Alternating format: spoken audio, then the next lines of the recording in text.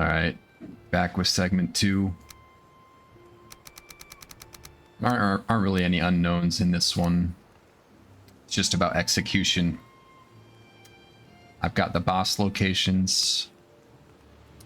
Now I just need to get to them and not die.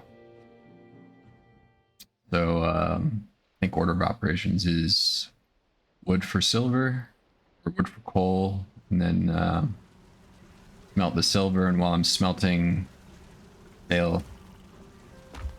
Pretty straightforward. Just don't die.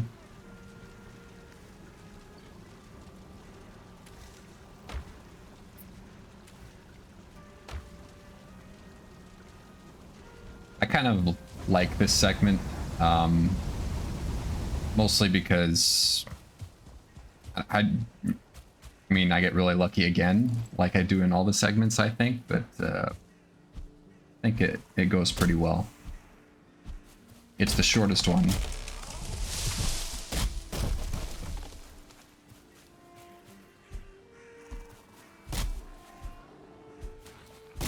I always get nervous looking for the bosses. It's like, when you find them, it's great, but I've gotten lost before, and yeah, you never know how much time you're gonna waste.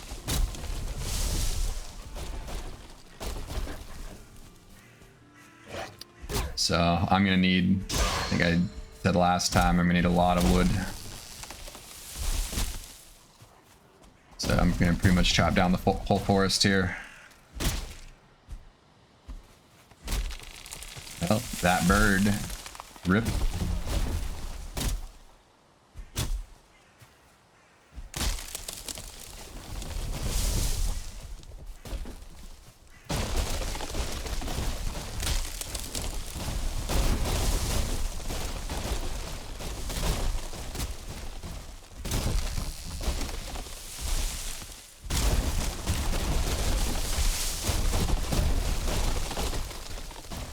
Yeah, you saw when I was going through the menu, I had practiced a lot on hard before continuing this run.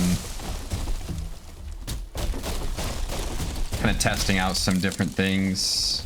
I think the main takeaway from that was I had at least 2 deaths getting totems by raiding, just like running through the villages. I've done it a lot, like I've done it like 100 times, but I don't know, I died a couple of times, just like, you know, if there's a 1-star spearman there that gets you and staggers you, like, there's nothing you can do, so it's just another variable. And so I pretty much determined, like, in this segment, you know, I'm not going to do that. If I see, you know, if I see a village with maybe more than 1 totem, if there's like 2 totems, I think it'll be worth it, but I'll just basically kill most of the viewlings before I jump in there. Usually takes me like maybe 10 or 15 minutes to raid a village. So I'd rather add 10 or 15 minutes to the run than, you know, have the run die. So that's basically my game plan at this point.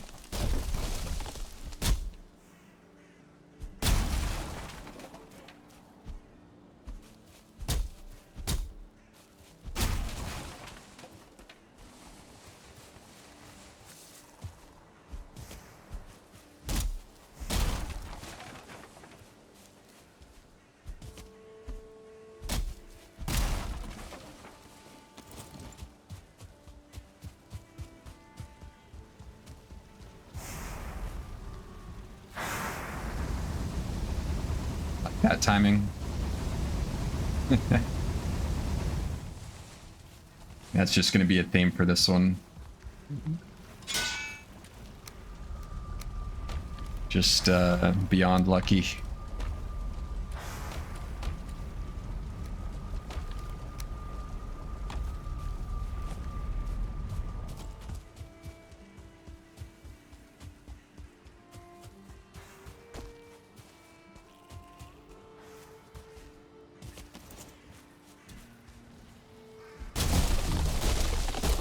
Yeah, I hear a troll there.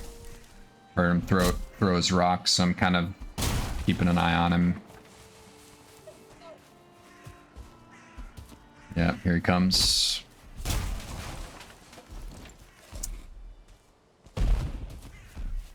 I could have used him to chop some trees, but I don't know. I don't think it's that much faster. Not at this stage in the game.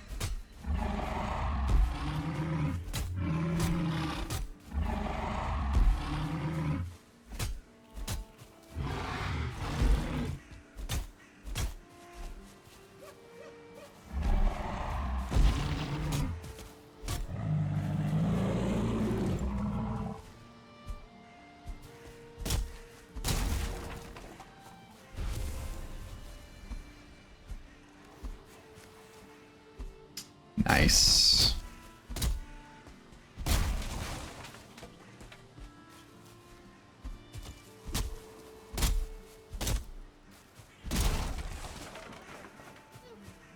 I like starting out segments with chores like this. You know, I never really want to start a segment like in danger. I have done that before and hasn't worked out very well for me. Like ago, I had a really good run. I had found motor at hour 5. It was another one of those where like 5 hours flat.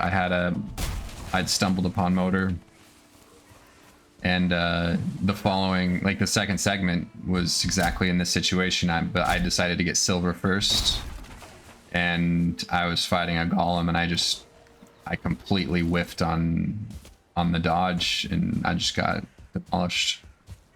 And that was within like 10 minutes of starting the segment. And it's just like, yeah, I'll avoid that if I can. So I'll do something mundane like this, kind of get my feet wet. Get in the groove.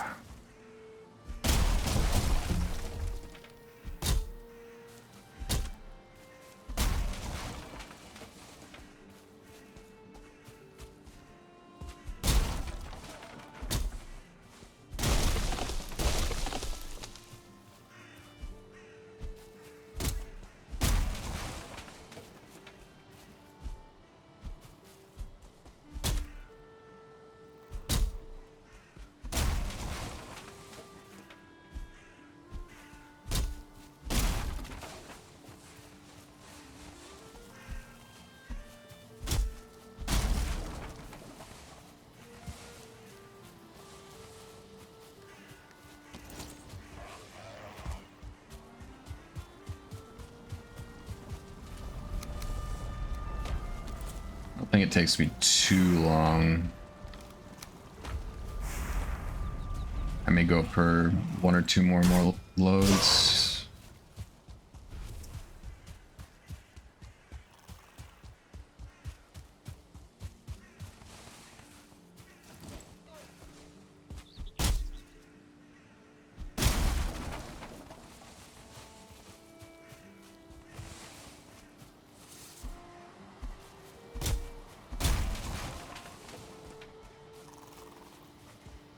Add some fine wood a little bit.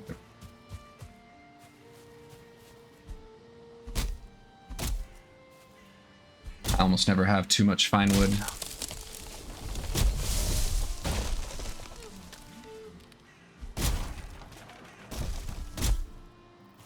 You just need it for lots of random stuff. Blast furnace, spinning wheel, pots and pans, food preparation table. Just a lot of little things. Not to mention the portals.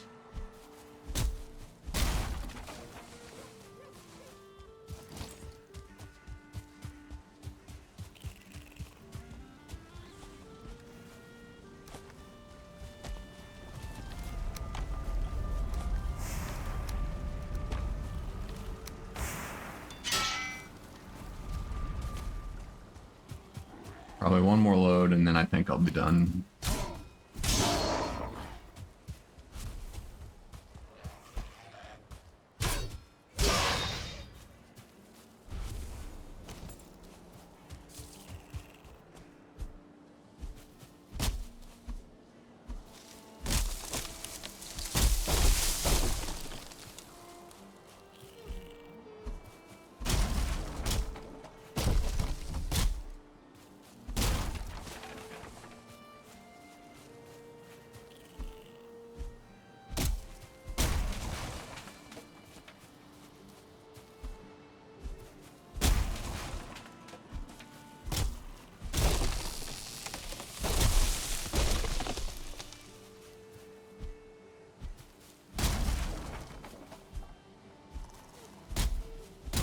I think the only thing I hate worse than getting fine wood is getting Yggdrasil wood. On hardcore, at least. On the other categories, you don't need that much, but you want the fire staff and the protection staff. You need lots of that stuff.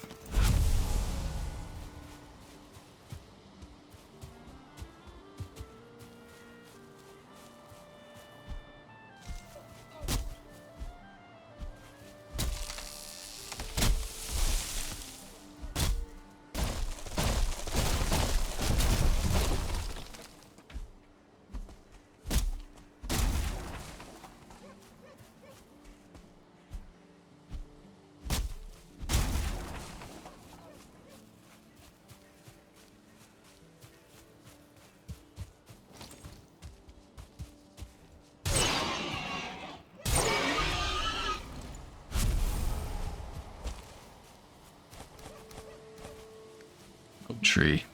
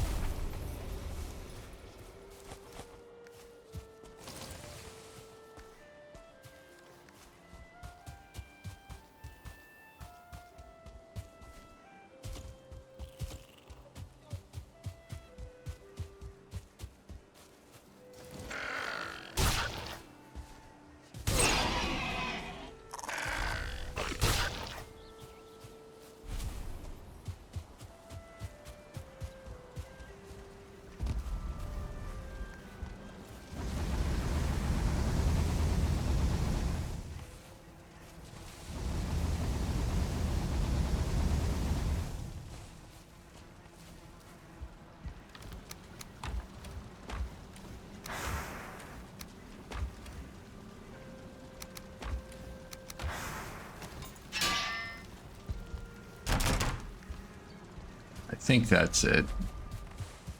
Yeah. Oh yeah, I get the 5 wood and the 5 fine wood over there for some reason. Like that's gonna make a difference. It's the principle of the thing. Don't, well, I say don't litter. I litter all the time.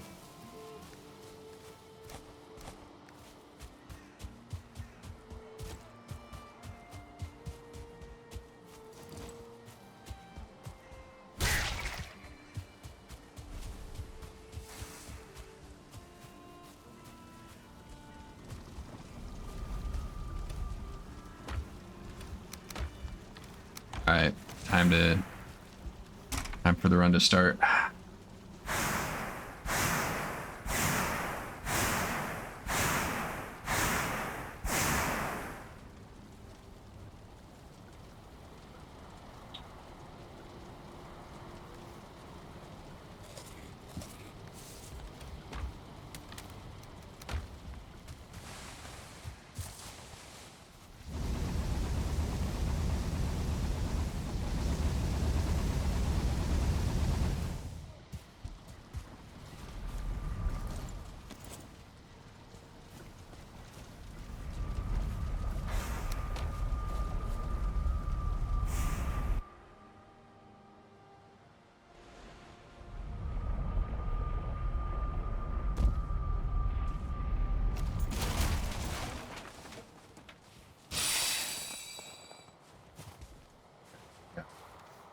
less than 30 minutes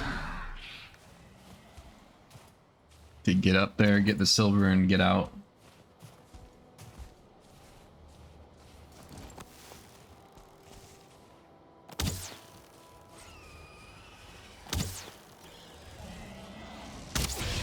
And I would like some Drake trophies, but I'm not gonna get any. Not for a while, at least.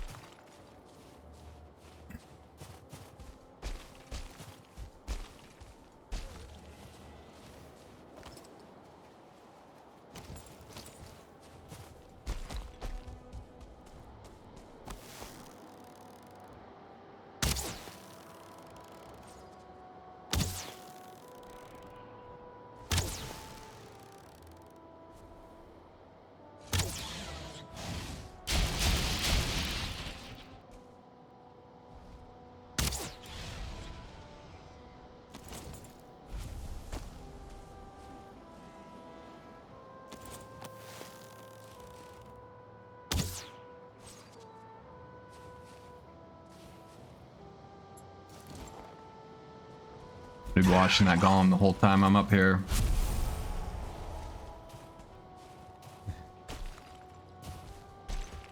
I don't think I fight a golem in this run, which is crazy because I think 90% of my runs I end up fighting and killing a golem, but this one I managed to avoid it. I think.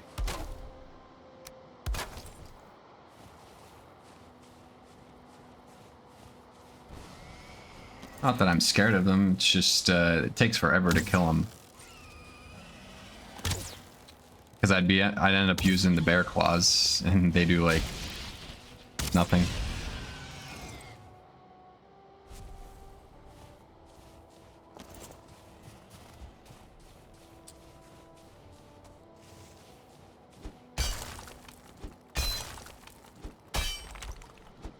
Just gotta make sure not to accidentally hit the silver prematurely.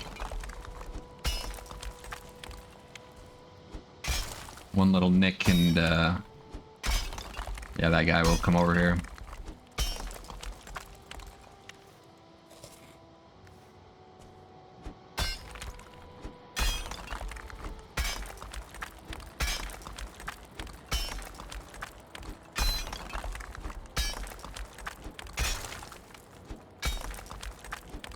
I'm always very careful when like starting this process because man, I had one run, I was, you know, I was digging my initial hole and I dug it the perfect size, just big enough for me and big enough for one surprise wolf to get in there with me.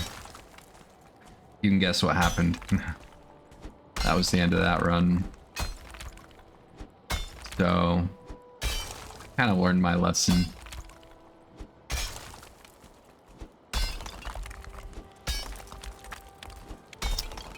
Make a way to escape. Don't literally dig your own grave.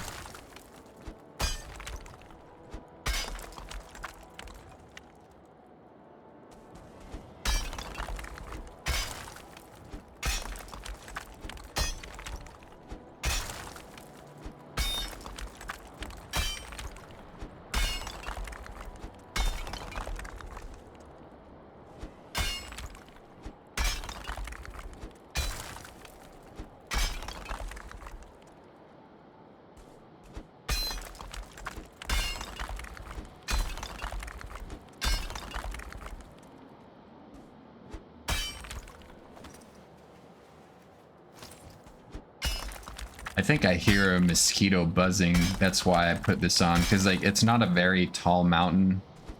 You just never know. It's kind of a ultra precaution.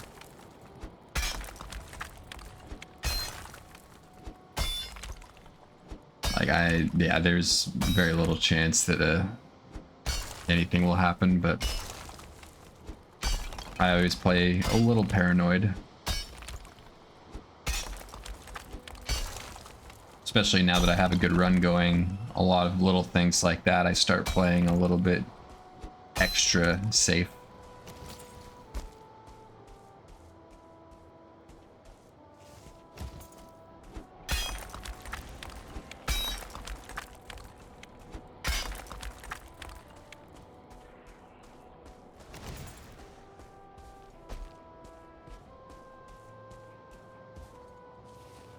All right, one down.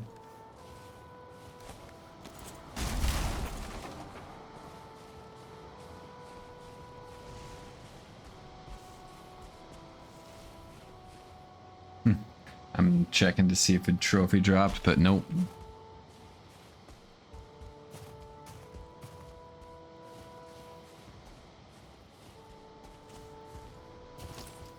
Kind of lucky both of these veins are kind of hanging over the edge. Makes it a little bit safer.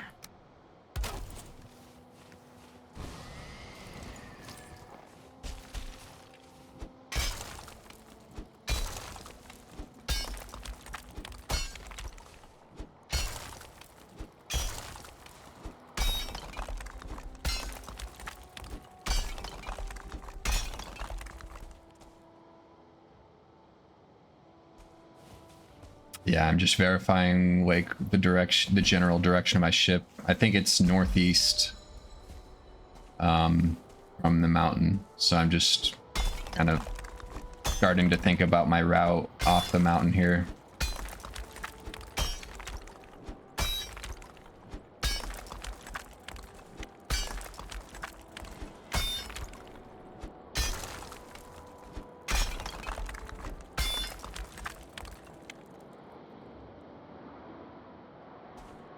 I'm just stopping to listen for a second. See if I hear any like wings flapping or wolves howling nearby.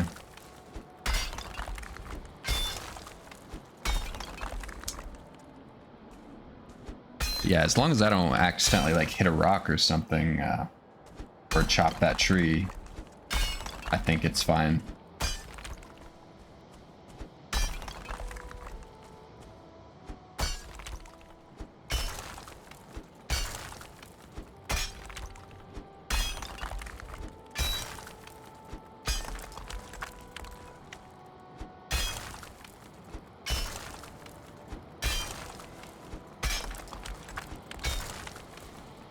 Forgot to time like how long it takes me to get this silver, but I probably start what, like maybe 90 seconds after I pop the frost resistance. So let's say it's been about 6 minutes. I'm just curious how long it takes. I don't think it takes very long at all.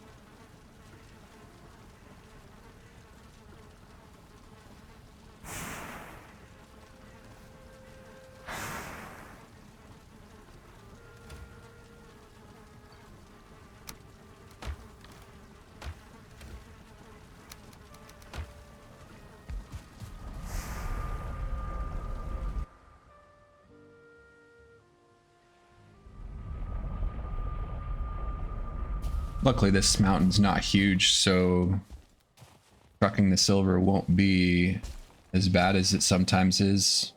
Like when you get one of those like behemoth mountains, yeah, it can be an ordeal. But this one's nice and small.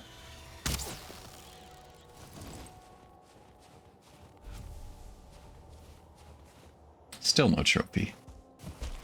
Wonder how many I've killed. Like, it's got to be like 20.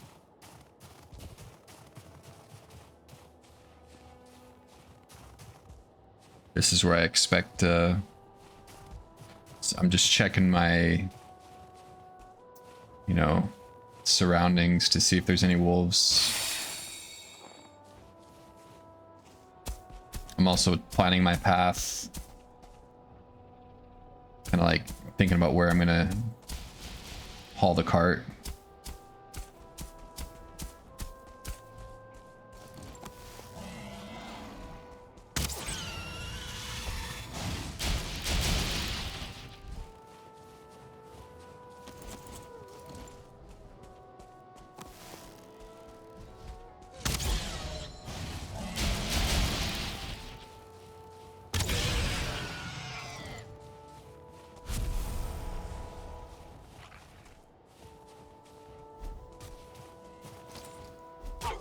Whoops.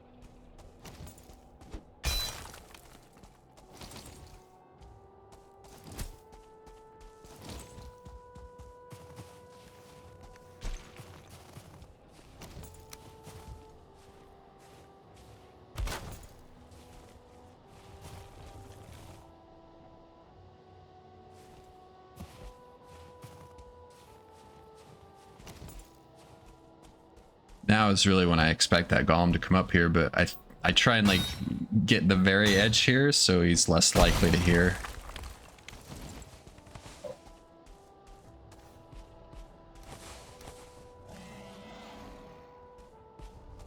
That guy certainly hears though.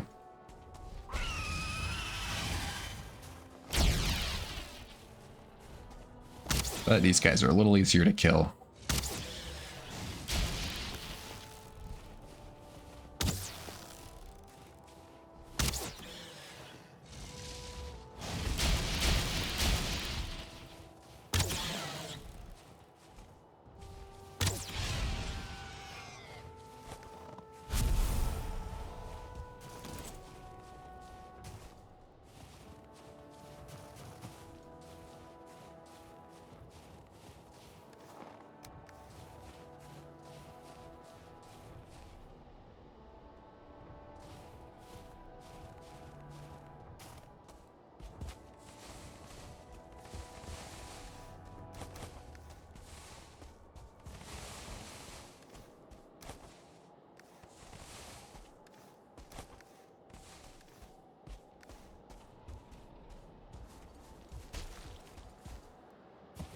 This is the one thing where the belt actually saves some noticeable time.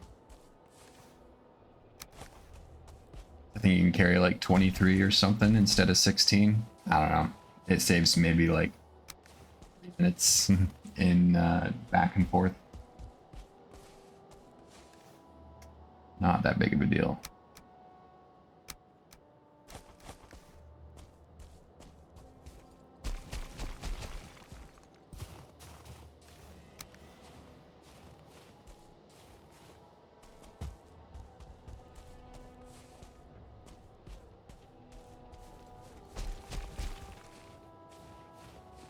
I think I get almost the perfect amount of silver in this game. Got kind of lucky with the ore drops. I don't even realize it in this segment though.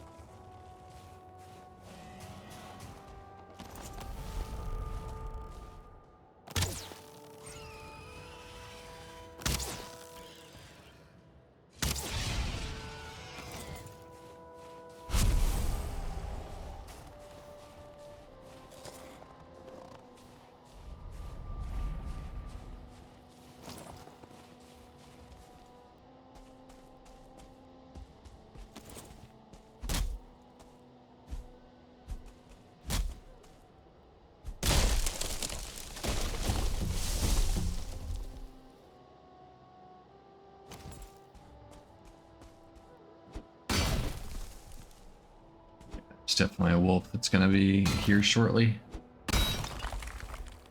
Here it comes. Still got to get rid of a little bit of ground.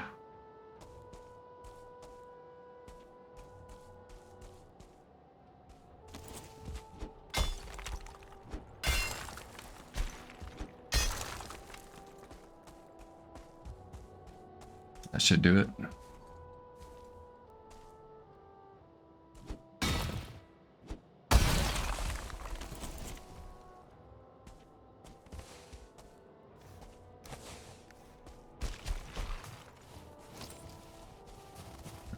He took his time.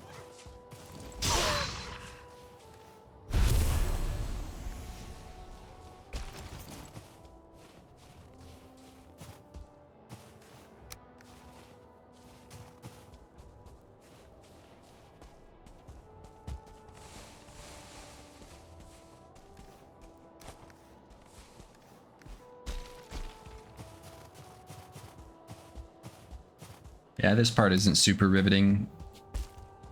It's more interesting later, but I gotta do the chores first if I want to be able to fight anything later.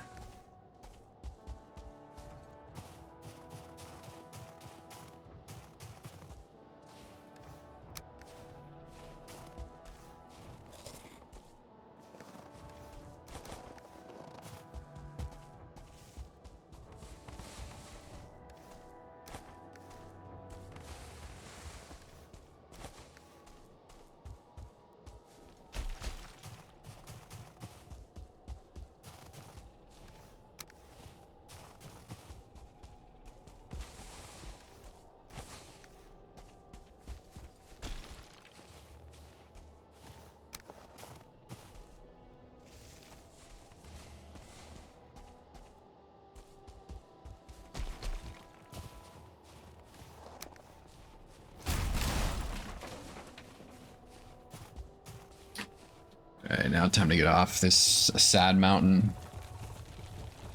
It served its purpose. For a small fake mountain, it kind of was the critical piece in the run with that Yagluth Stonehenge, believe it or not. So by making an incorrect call, I ended up speeding the run. This game is really silly.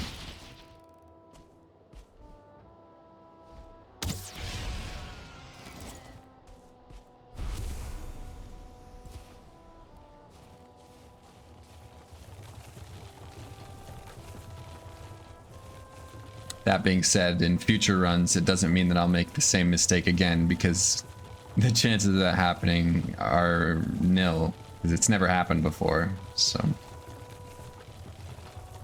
this is a little bit tricky. I hate getting the cart stuck in those boulders.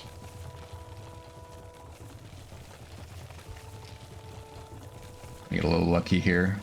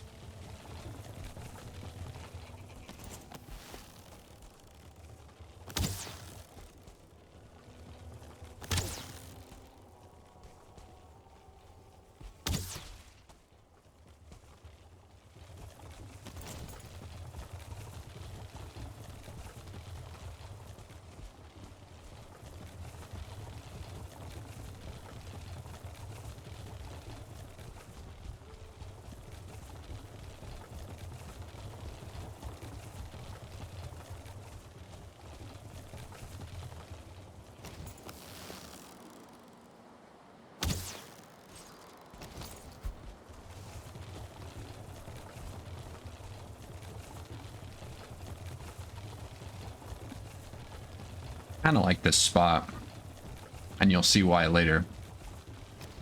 So I end up settling here. You know, you got the village to the right of where I'm looking right now. You got the swamp on the other side. Not that I want to go in the swamp, but if I get in a jam with like plain stuff, running in the swamp is a great distraction.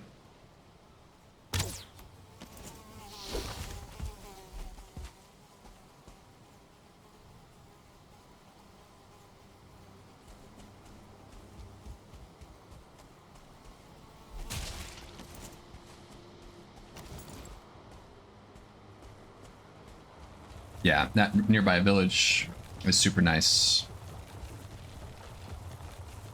So, order of operations is like smelt the metal,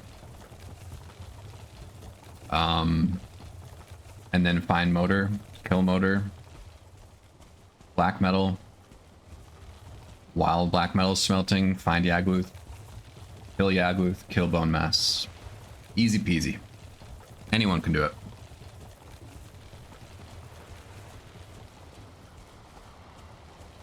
Easiest segment.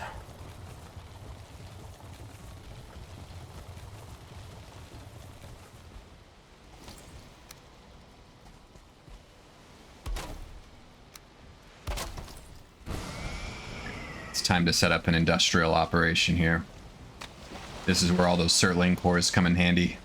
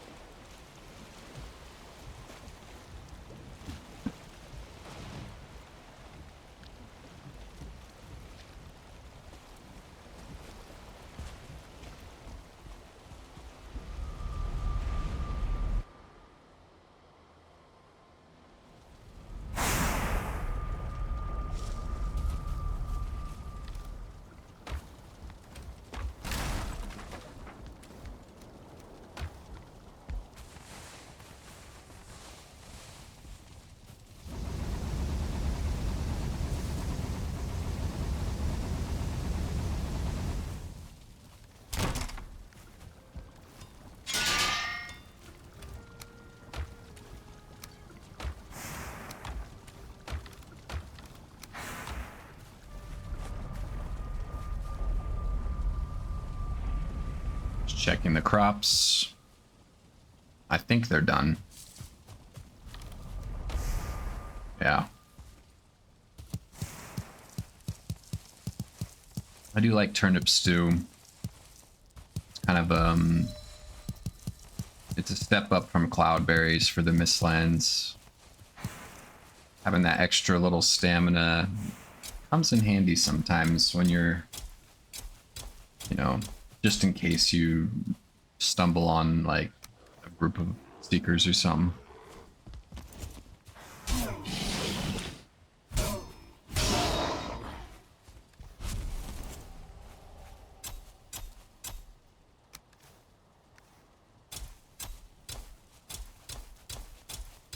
I probably don't need to replant these carrots. I never end up using them.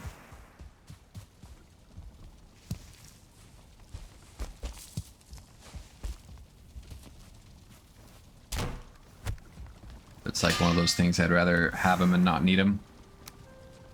Take an extra 2.5 seconds to plant them.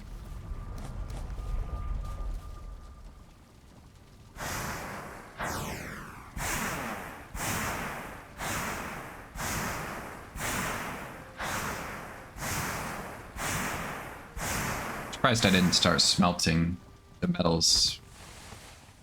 I could have got a full night of smelting before yeah, I don't know.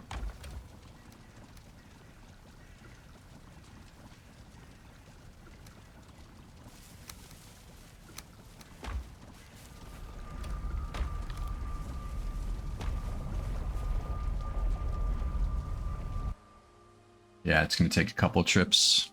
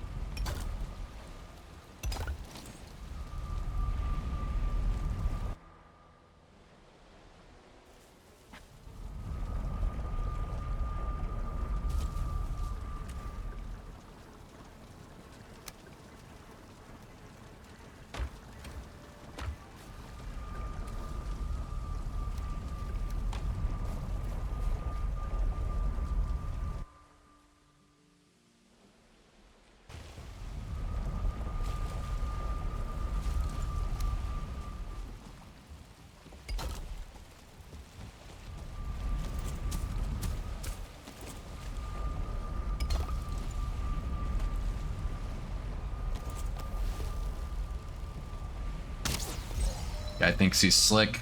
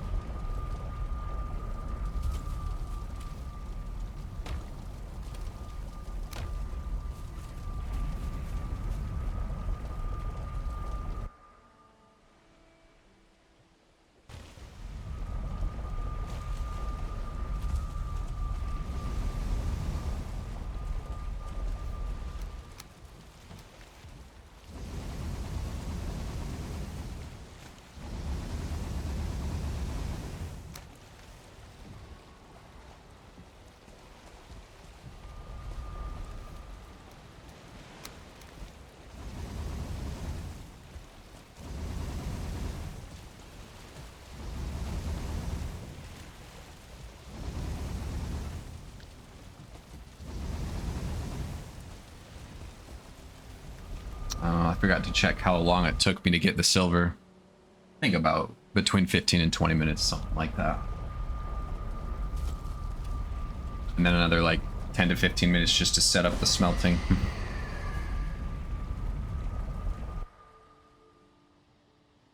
But you know, I gotta travel to the bosses anyway, so that's time that, you know, is fixed. Nothing I can do about that. Oh, I need ancient bark for Fang Spear.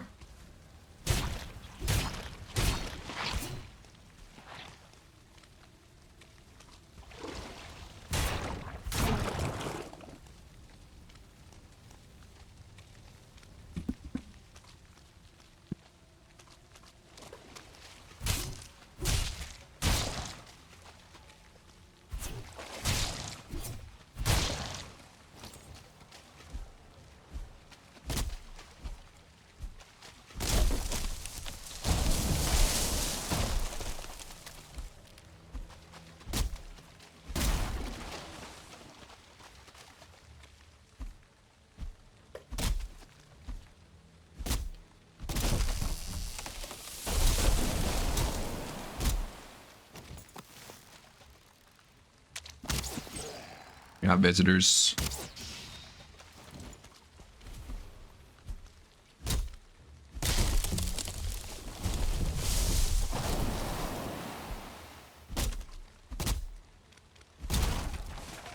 I think I get lucky in the swamp in this run. I never really, like, I had a few little tense moments initially. That was kind of self-inflicted. I never really had a time in the swamp in this run where the swamp did swamp things. Where you just get a kind of a little bit of a mini avalanche.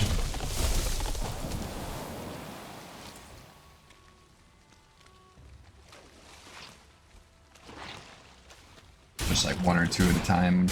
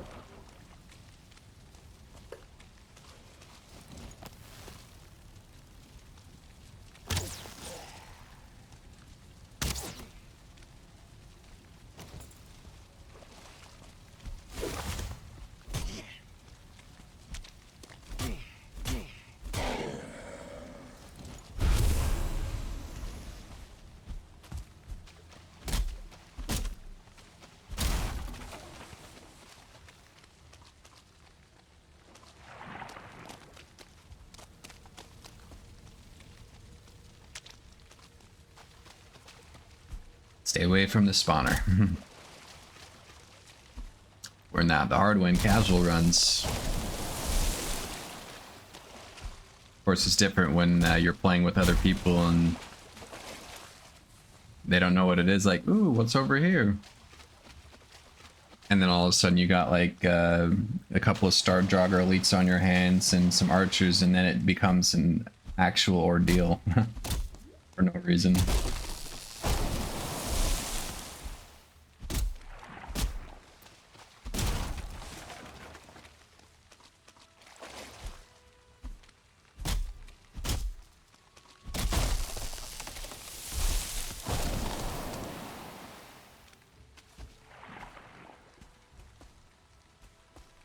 I think I tried, when I first started like practicing reverse runs, I was like, I wonder if I can do this without glitching into the crypts, because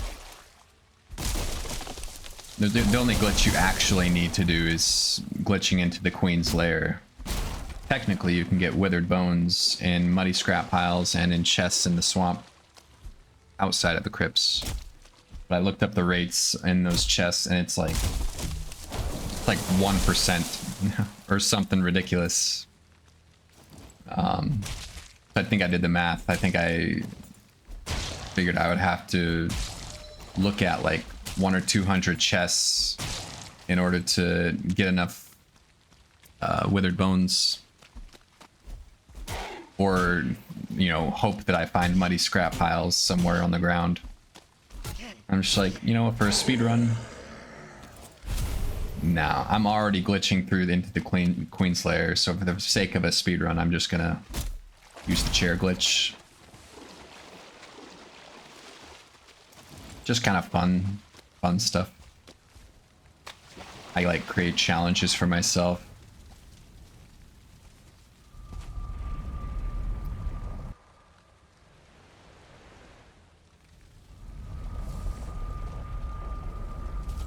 It's like, when I've got to figure out something to keep me occupied when I'm in between failed hardcore runs,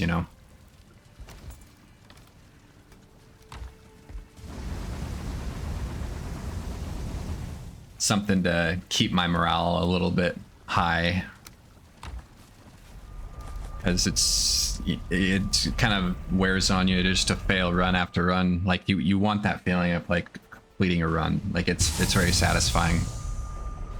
So I think it's good to mix it up a little bit.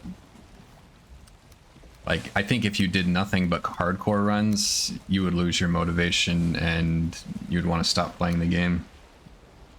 I certainly would. So it's good to mix it up.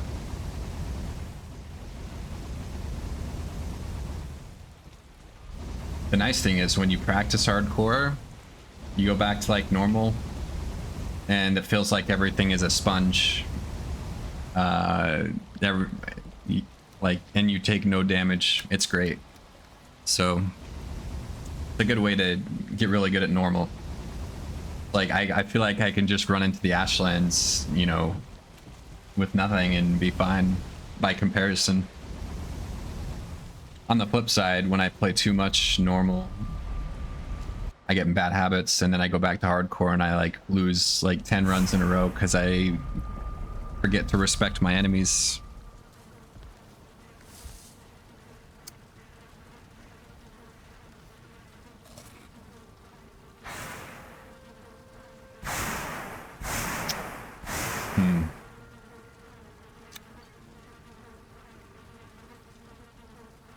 Happens a couple of times in this run when I want to sleep, and it lets me sleep right when I want to. What are the odds?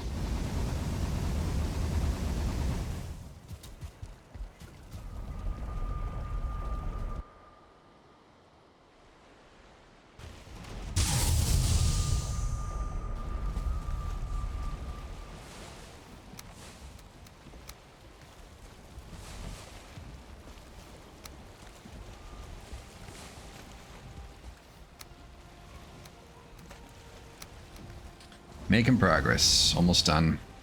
With the silver, that is. I've still got all that iron to smelt, too.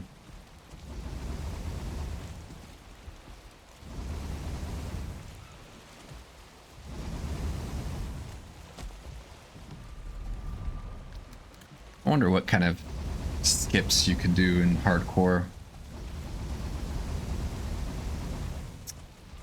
I'm trying to think of how you'd kill Yagluth without cheesing him. Yeah, I don't think there's a way. I actually tried I think the most miserable time I ever had doing this game, I tried an axes only run. I was thinking like, man, if I can just make it to the Berserker axes, but I mean, I never finished that run because like I actually killed Yagluth with the black metal axe, believe it or not. That was one of the most miserable fights I ever had in this game. But I did it. And then I got to the Mistlands and I started fighting Seekers and everything with the black metal axe. And I'm like, this is not enjoyable. Like, this is legit not fun. I can't even swing once, you know, because it leaves you so vulnerable to counterattacks. So I figured, yeah, no thanks. Now though, with the early axes, I might be tempted to try it again, honestly. Granted, I'd still run into the same issues with Yagluth and the Mistlands, but it would make the early game a lot more enjoyable. Basically up to maybe the mountain. I probably couldn't use the early axes in the mountain. I don't know though. Early axes are probably still better damage-wise than like the iron axe, which I think is what I used in that axe only run. I don't know, I just the timing on the axe, the axes is just wrong for surviving against any enemy. Yeah, the timing's just off. The sword is like barely fast enough. It's right on the edge. Spear is comfortable. The fists are great. Sword is iffy. Axes are just, yeah, they're rough. And forget the battle axe. Although testing the new battle axe in the Mistlands, the splitter, I think it is. Skull splitter? I don't know. I can't remember what it's called. My brother tried that casually and it was pretty fun. But, you know, on hardcore battle axes, that would be kind of funny.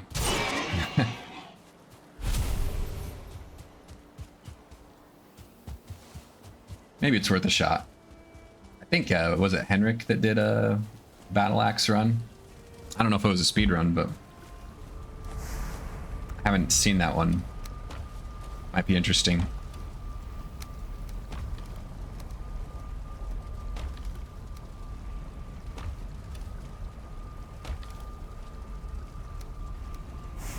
I'm 2 fangs short of a fang spear. Fully upgraded, that is. So I'm gonna have to settle for level 3.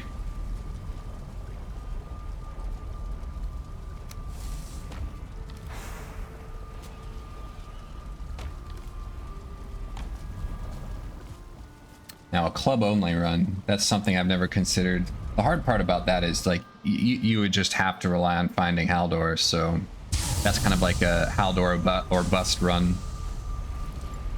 But it might be fun. I like the clubs.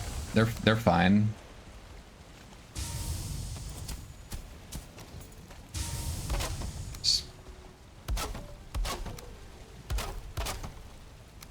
I have literally never tried the full metal mace. Might be fun.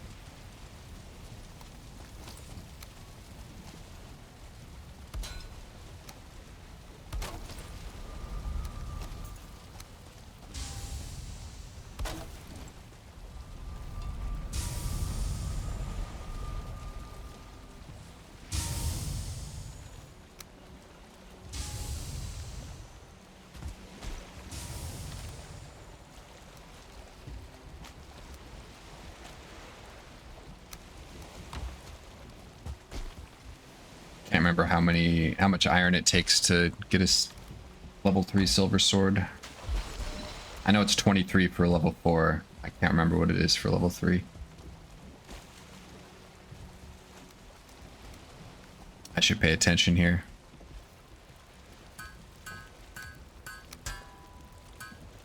So it's 5, then 3, then 6, then 9. Okay. 5, 3, 6. So that's 14. Alright. I'll remember that.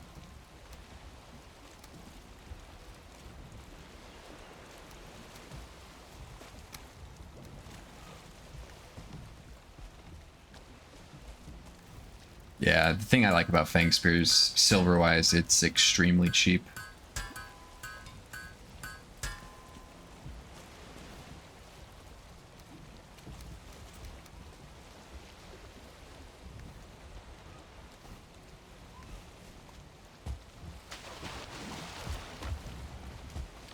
Now I'm mountain ready, I think.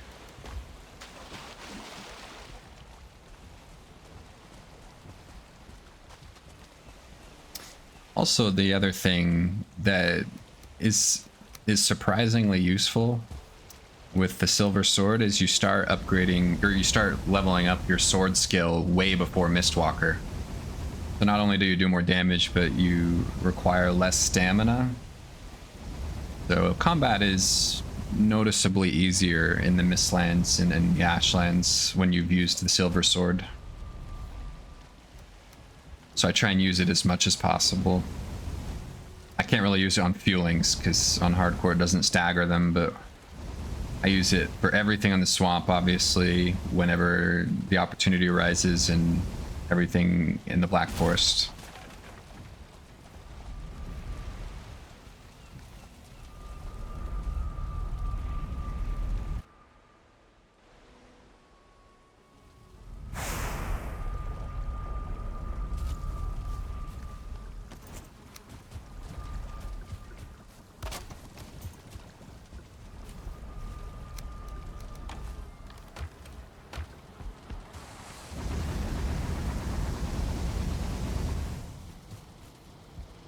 I guess the question is, if I did a club only run, would Demolisher and Stagbreaker count?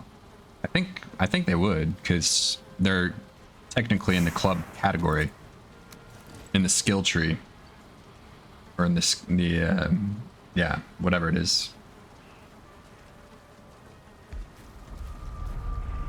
So I think they would technically count.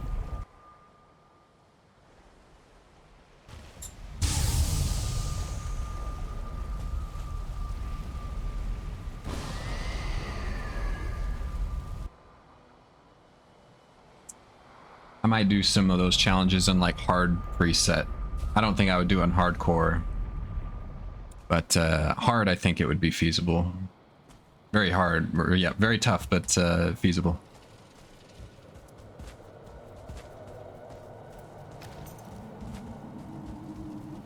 All right, this one there, this segment actually gets difficult. Gotta find motor.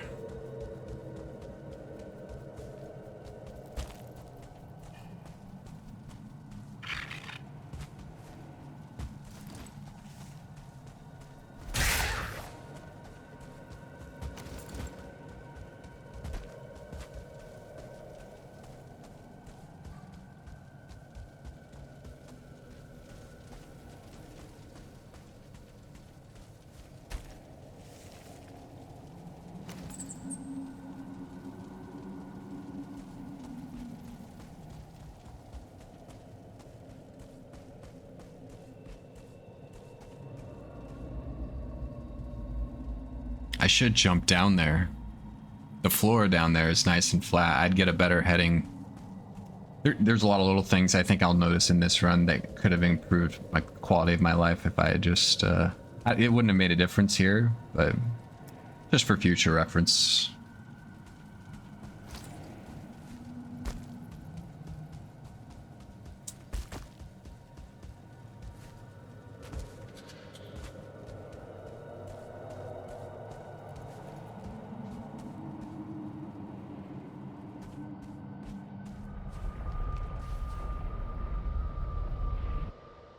Yeah, I'm just going to double check to make sure my chopping block at home is set.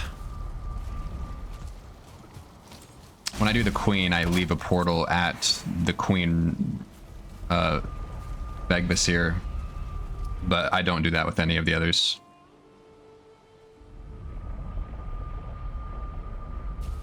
I just go all in. Especially with motor, like motor, yeah, locations aren't too hard to find. Just gotta, if you get a big enough mountain, you're basically guaranteed.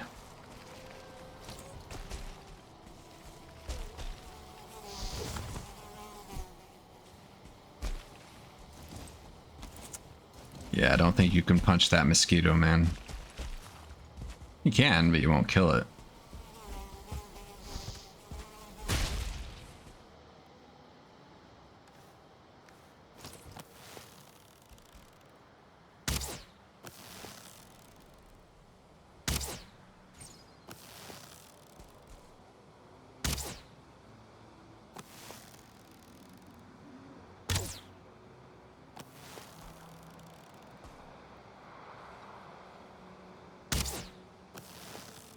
Waste of time. Just go. He's not gonna see you. Whatever. I'm playing ultra careful here.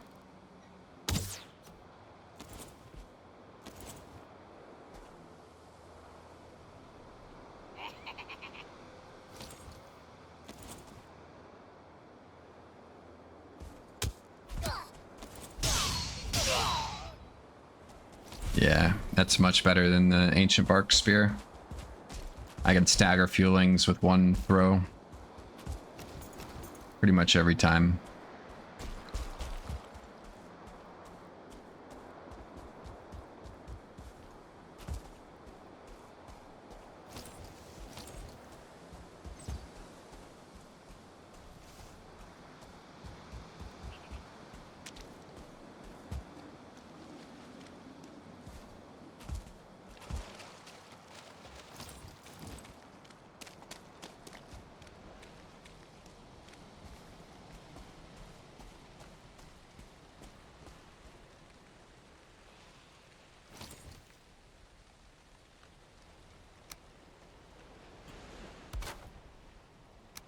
Part of me is thinking like, oh, if it's directly north, maybe it's not that far.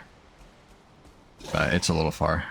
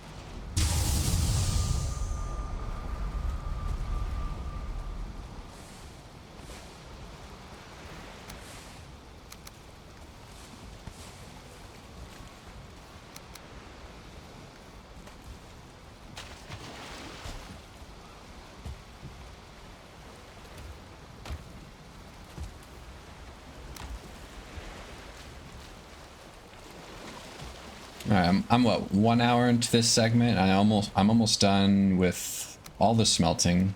I've already made the silver weapons, so not too bad. 1 hour to do all that. When I first started like attempting speedruns on like hard, I think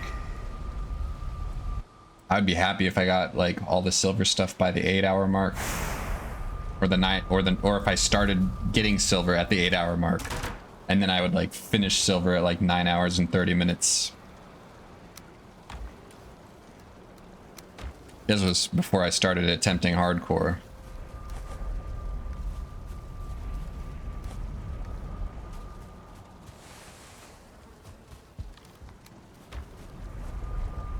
I did start attempting hardcore before the Ashlands update.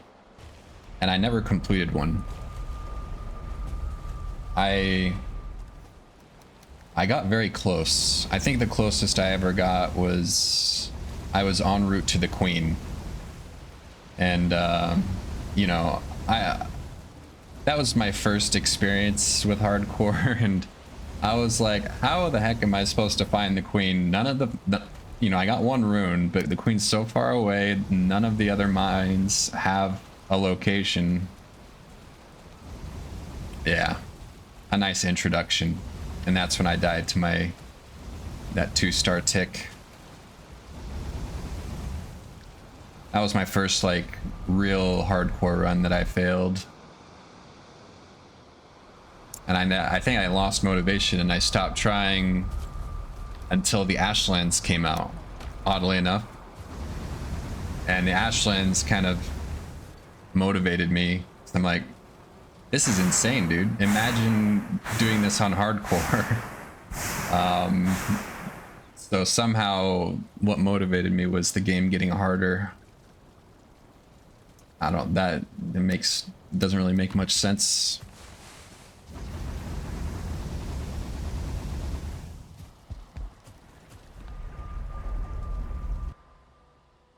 I also think with like the Demolisher strat, you know, I think it makes it so that you can get away with, you know, not really getting a real weapon other than Demolisher to beat the game. But the Ashlands kind of forces you to play it, you know, I don't know if I don't want to call it the right way because every way is different, but it keeps you honest. It's really hard to cheese the Ashlands. It's possible, obviously, and the latest strats are quite fun to watch. But you know, I would never feel, personally, I would never feel perfectly satisfied with, you know, without going through the Ashlands, you know, I don't know, doing the combat the old-fashioned way. Partially why I still, like, kill everything in the fortresses, even if I know there's a faster way. Just feels wrong to skip that part.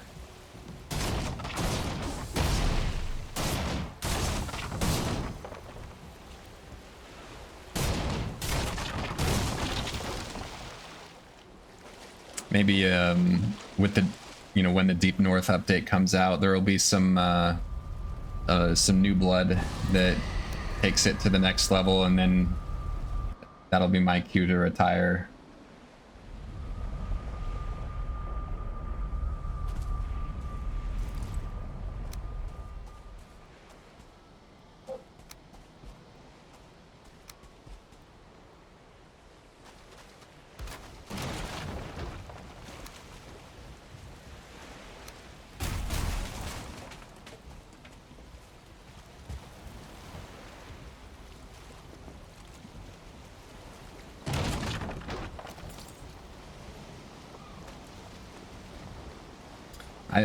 I really wanted to finish this run before the Deep North update, because I know like once that comes out, this category will basically, you know, be dead. I don't know, maybe there will still be people that run it, but like the Deep North, I imagine it's gonna be a great update, because it's gonna be the last biome. It's gonna kind of wrap up the game in a lot of ways, and you know, they'll do the official release, so you know, it's not going to be desirable to do any run that doesn't involve that. So this is kind of like the next few months is kind of like my last chance to get this run in, so I'm really glad I at least completed one.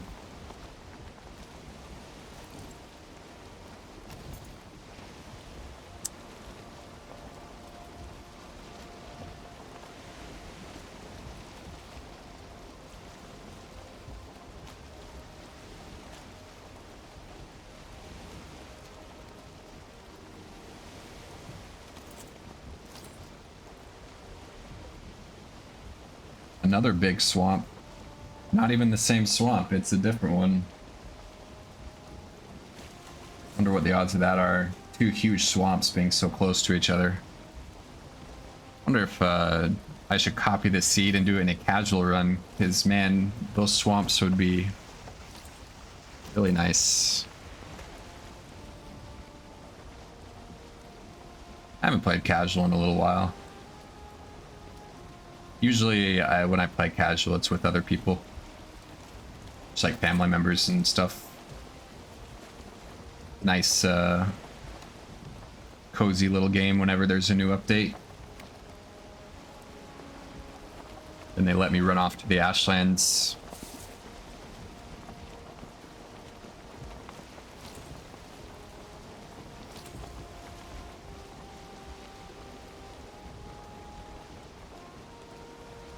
This part's a little hand wavy. I'm like, you know, I had to go to the right in order to get around that continent. I have to basically just guess like how far to the right I went.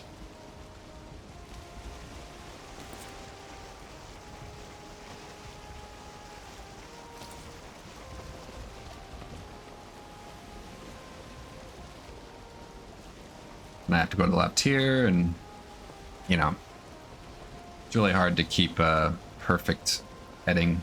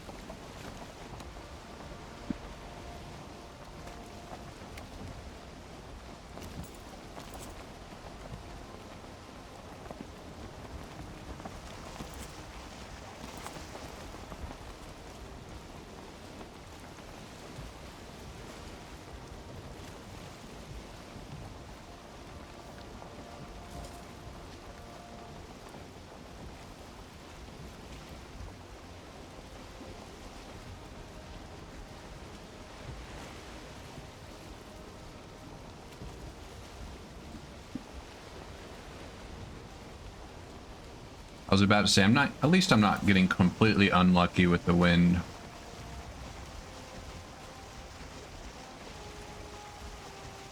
Like in some of my a couple of my past runs, the wind has been so obnoxious, but this one it's not terrible.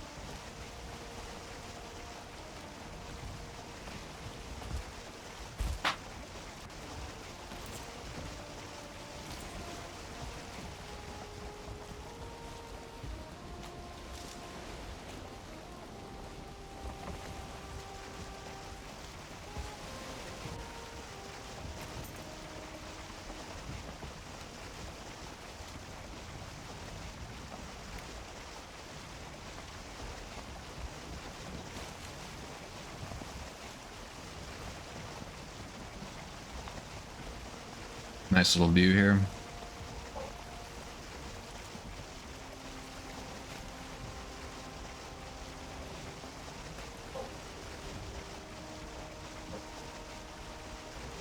I know motor's not on that mountain, but I think at this point I'm thinking like, you know, my confidence in my heading was a little low, so maybe I'll just roll the dice and see if I can reconfirm the heading on that mountain.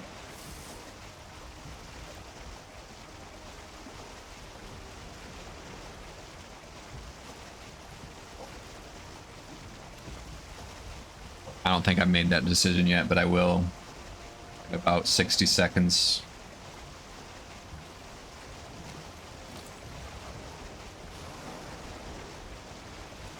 I should just trust my direction, but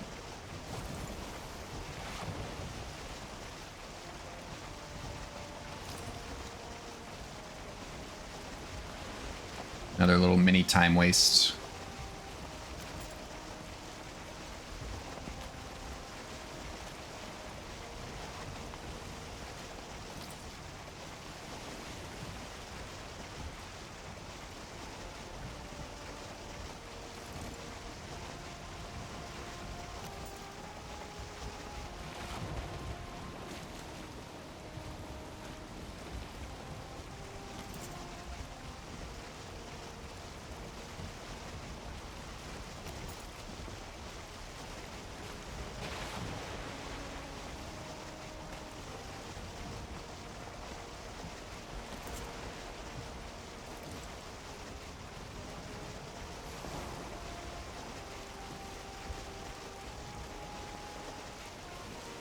I shouldn't go on that mountain, but I do.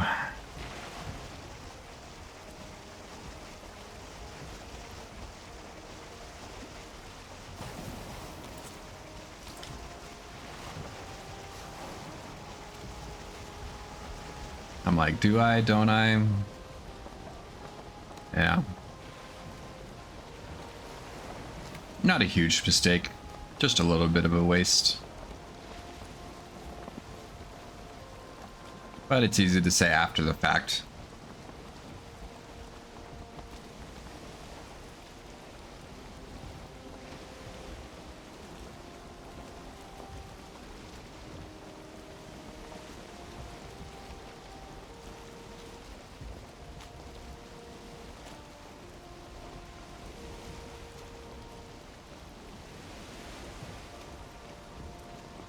So it's like, what, 7:09 when I change course? I'm curious how much time I waste here.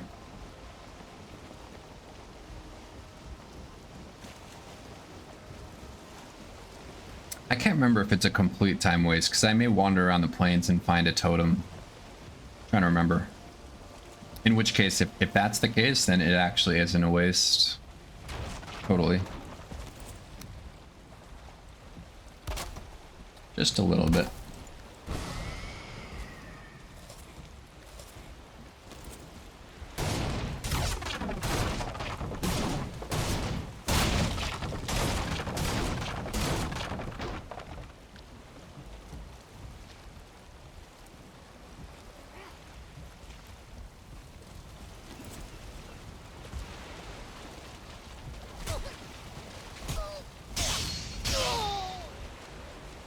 I'm worried about throwing my spear with those locks nearby.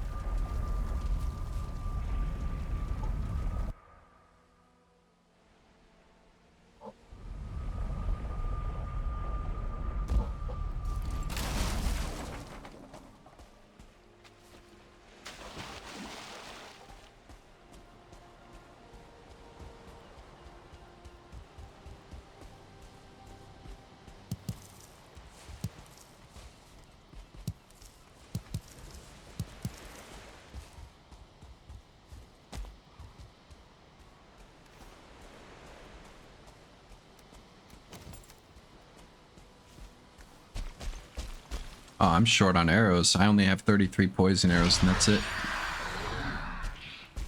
That's not good.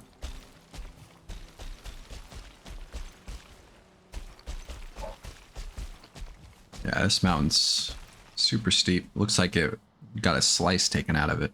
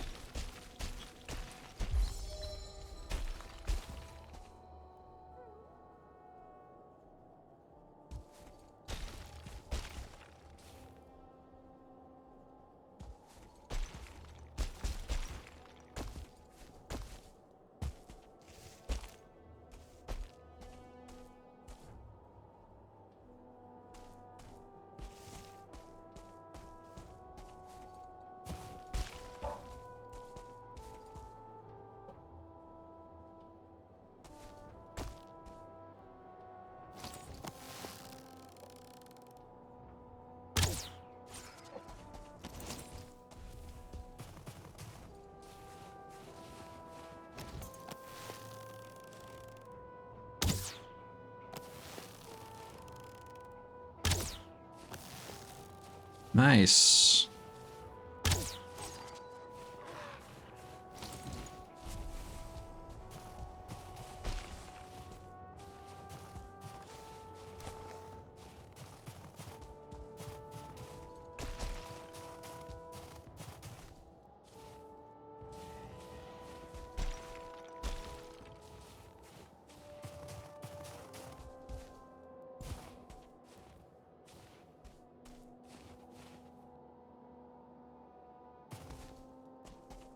Nothing.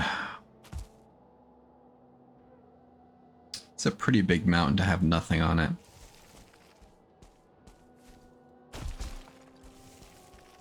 Let's see how much more time I waste here.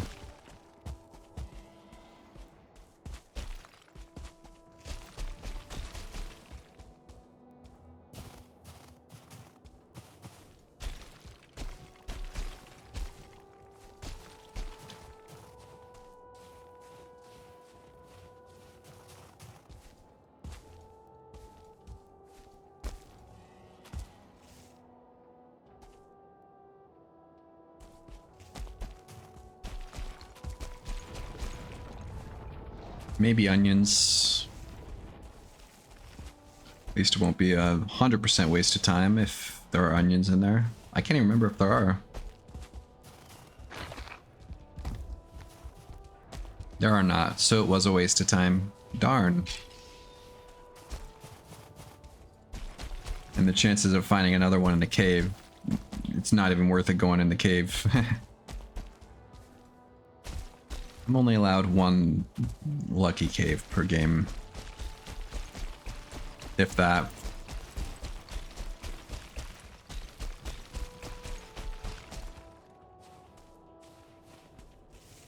Yeah, so it'll probably end up being about 10 minutes wasted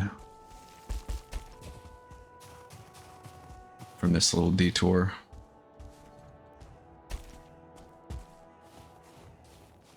If I find a totem, I'll cut it down to 5 minutes.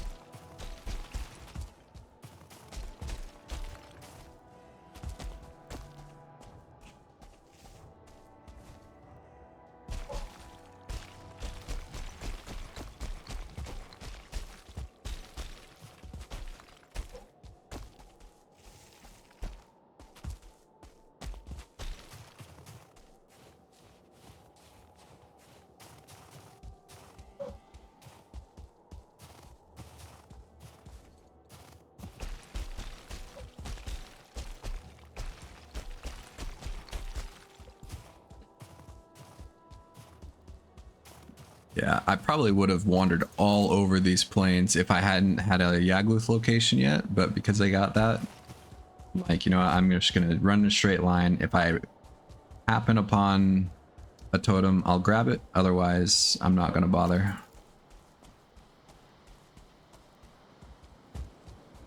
Because you never know what's gonna happen. Like, what kind of luck you're gonna get with totems.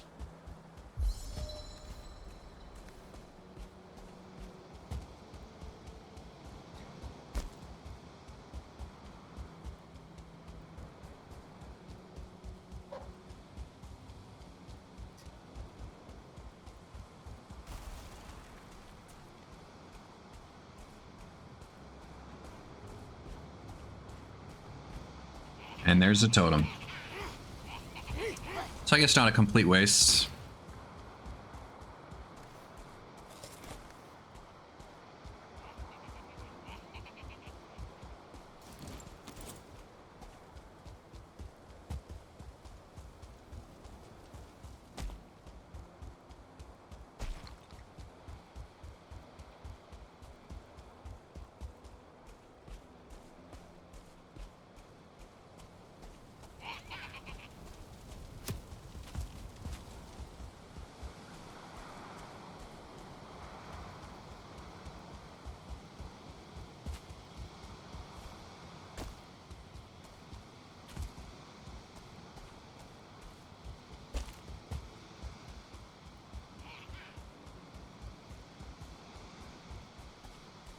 Yeah, I see there's a totem there, I think, but not worth it.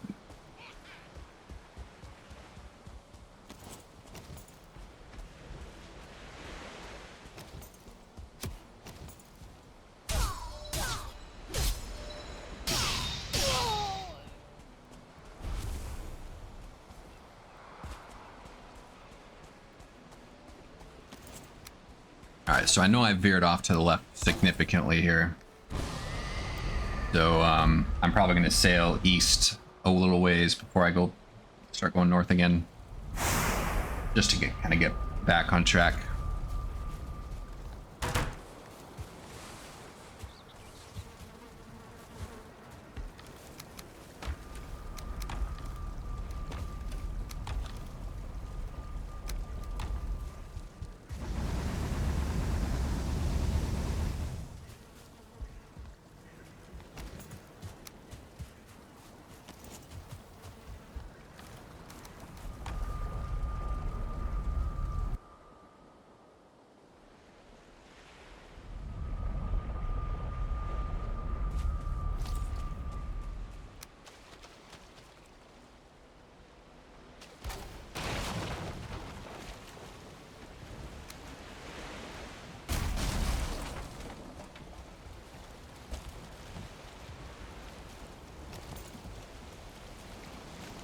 Got a decent wind still.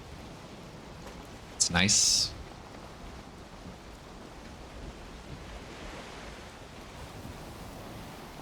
I think getting a bad wind for a long time, it can cost you like literally 20 or 30 minutes. It's crazy.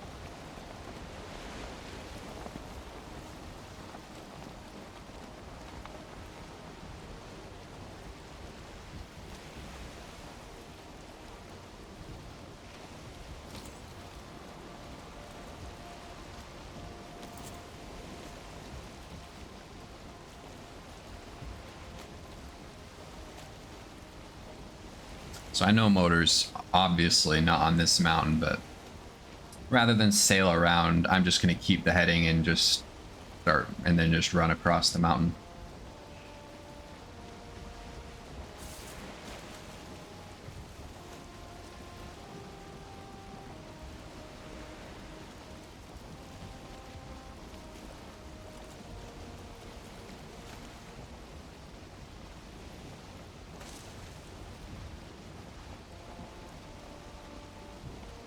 Right as I say, I have decent wind in this run.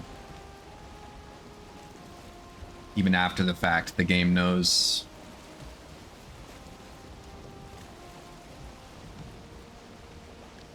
Somehow jinxed myself in the past.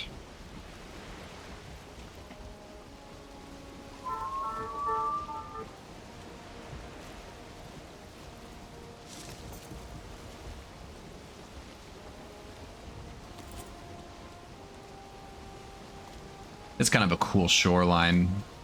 I really like the look of the plains from the meadows. Like the meadows lighting when you're looking at the plains looks really cool. I don't know. I think it's like the colors are much sharper. You'll see what I'm talking about, but I really like it. So like settling in a meadows that borders the plains would be like my dream, with like a big mountain in the background, and then maybe a swamp across the way, quick easy access to iron. You know, one thing I haven't done enough of, I haven't played as much casually since they released the Stone Portal, since the Ashlands update. I played like 1 or 2 casual games, but definitely like the amount I've played casually is not as much as I used to. Like the Stone Portal in casual gameplay, like when you're focusing on building, like it's insane how much time that saves.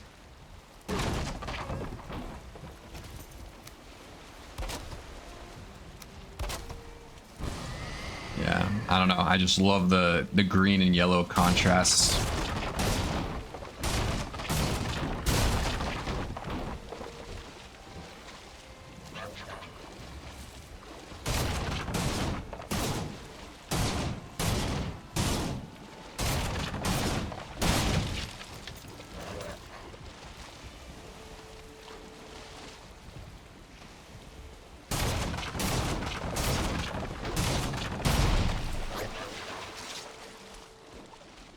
Thanks for the boost, my guy.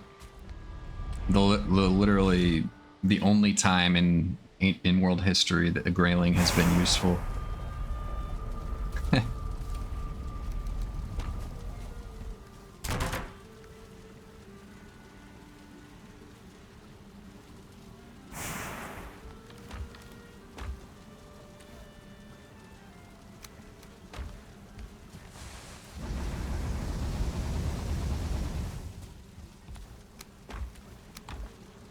Gotta keep the coal machine running. Never stops.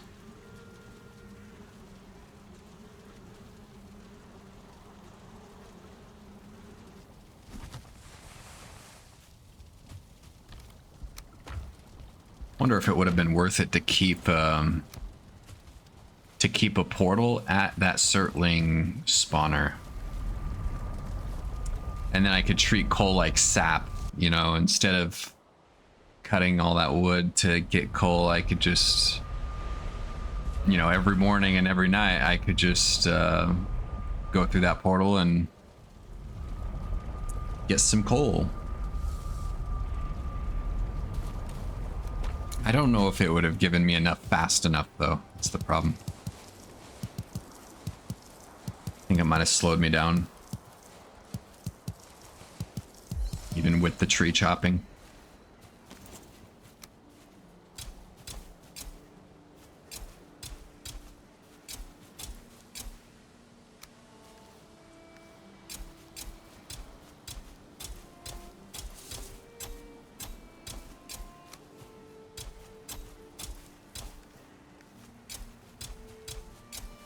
Planting a lot of carrots that are never going to be eaten.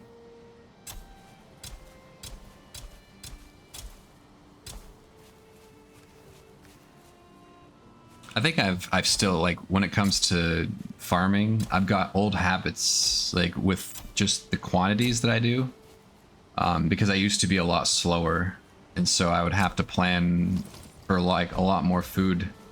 But you know, I've improved my times since then, and so I like, in my mind, I'm still getting the same amount of food, but I don't need it, you know, because I'm just progressing faster, so that the food becomes obsolete. It's like, great, I've got all these carrots, but now I'm eating meat platters and secret aspic and, you know, salad. I literally have no need for carrots anymore.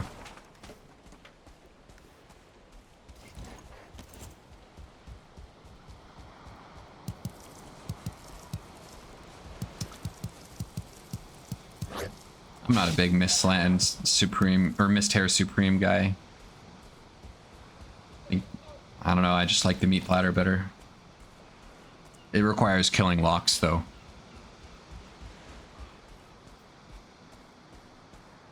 So it's inherently a little bit more risky. Locks are scary.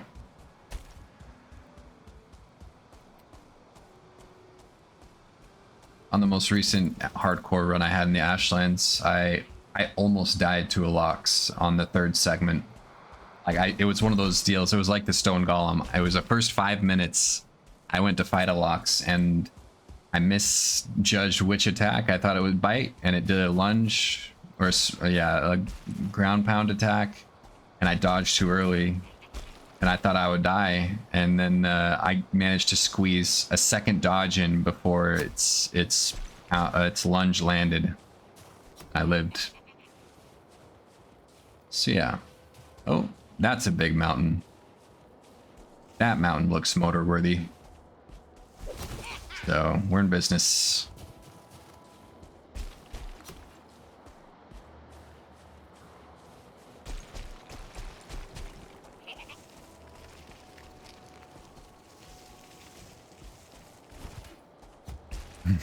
It's a little strange.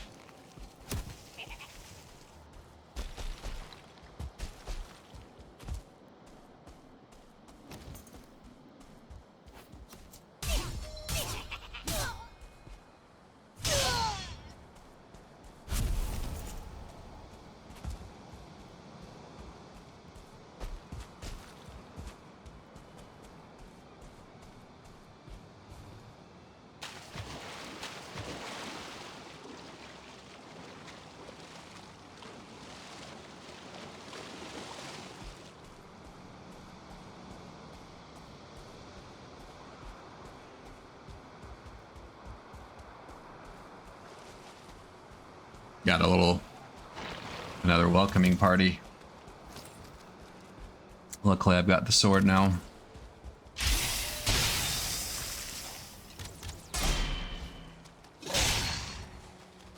Makes quick work of these guys.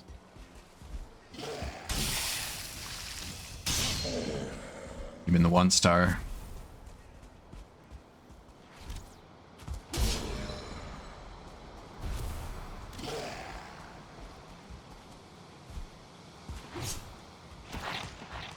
Whoops. That's a whiff.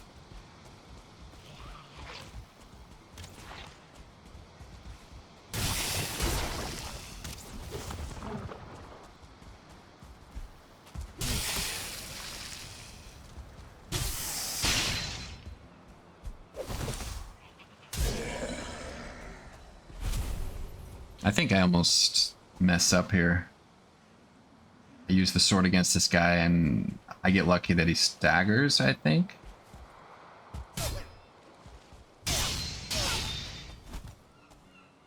Yeah. I realized after the fact, like, I should not have done that. Like, it staggered him, but there's a chance it wouldn't. And then I would just get hammered. Extreme punish.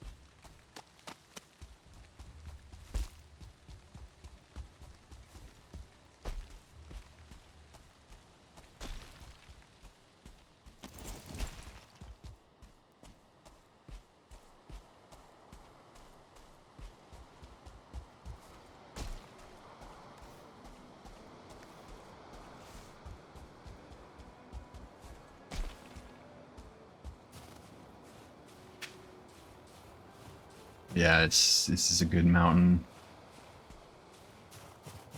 A little too good.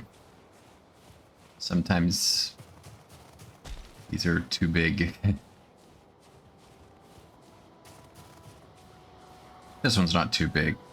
The motor placement's a little awkward, and you'll see why. But not right now, because there's going to be a blizzard. It's not Valheim without decreased visibility.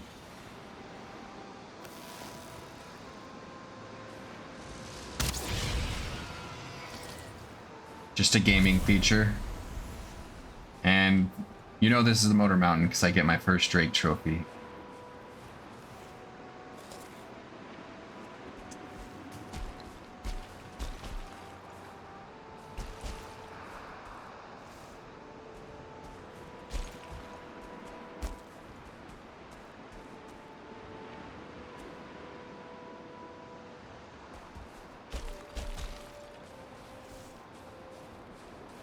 I do need one more Fang, but I also plan on hitting at least one more cave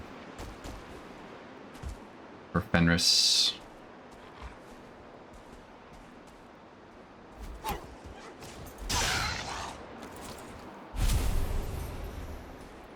But I also need the wolf pelts for Fenris.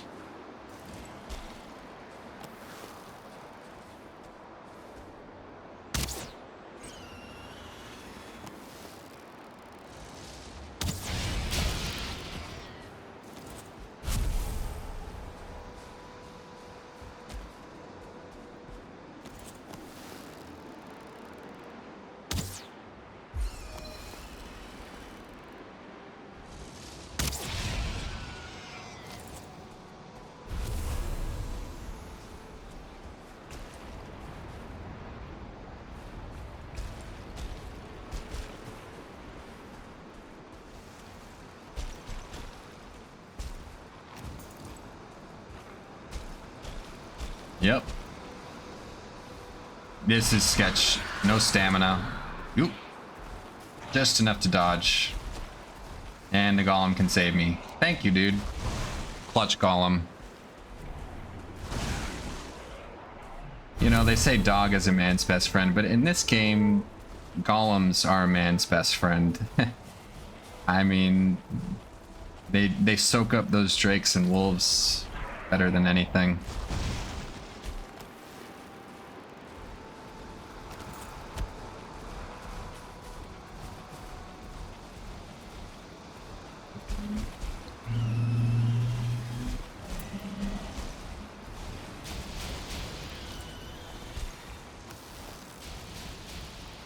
I think the reason I stay and kill these things is because I still want a Drake trophy. One more. If I can aim.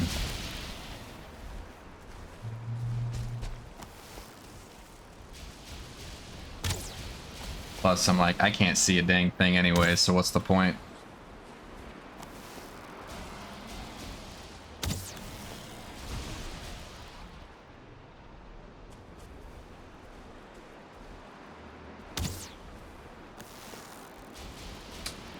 With. Ooh. Oh, I hit him that time.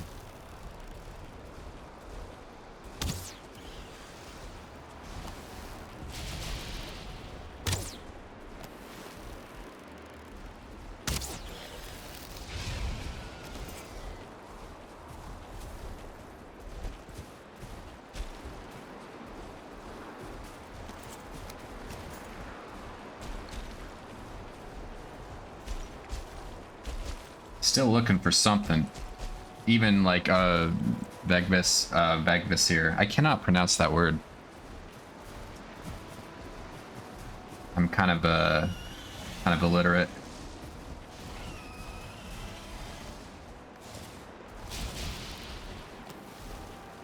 Couldn't really pronounce Aspen when I first started Ashlands.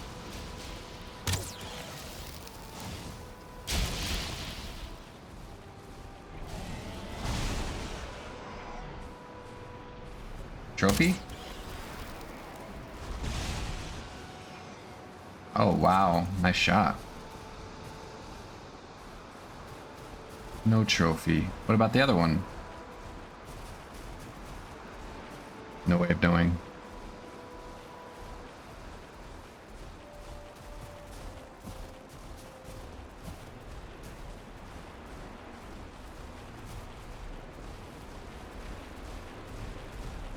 Come on, give me something.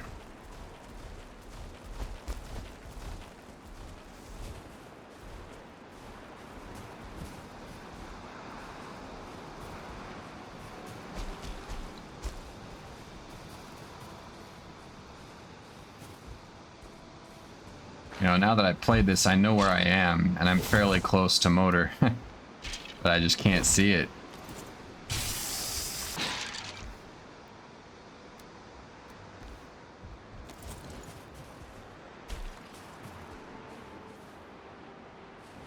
I mean, it's straight ahead, literally, from where I'm at right now, but there's no way I'm seeing it. So I think I decided to sleep here. See if I can get some visibility. And I still don't see it.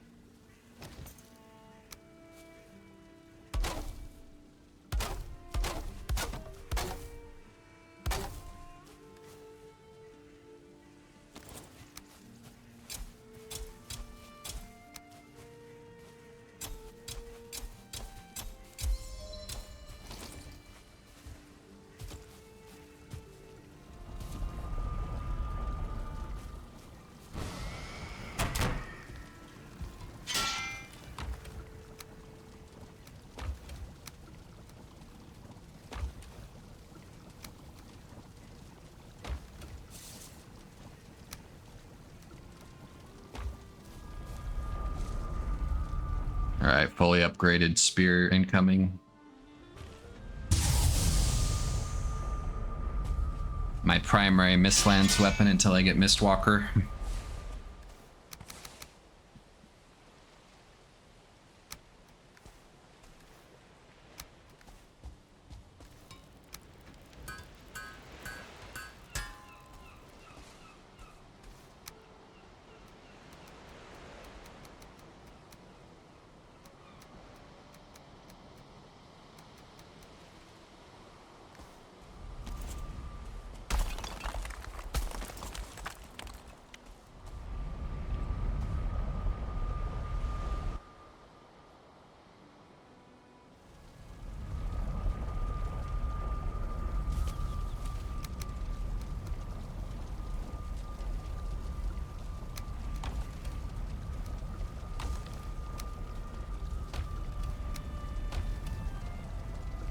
Wood, unfortunately.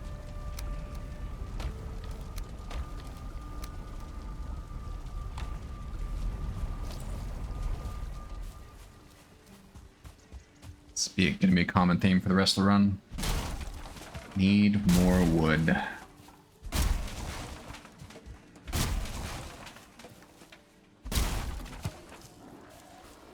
I just basically get it piecemeal from here on out. I should probably just get a bunch right now, but whatever.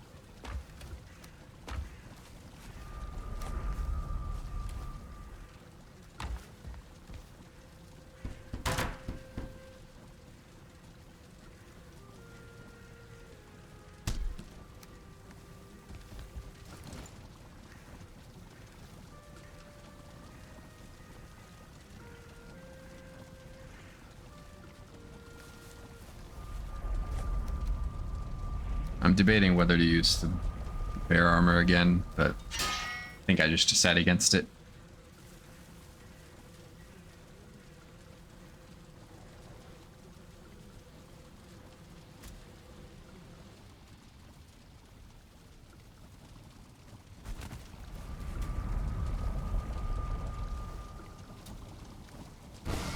I'm like, at this point, I'm like 90% sure Motor's on this mountain. I just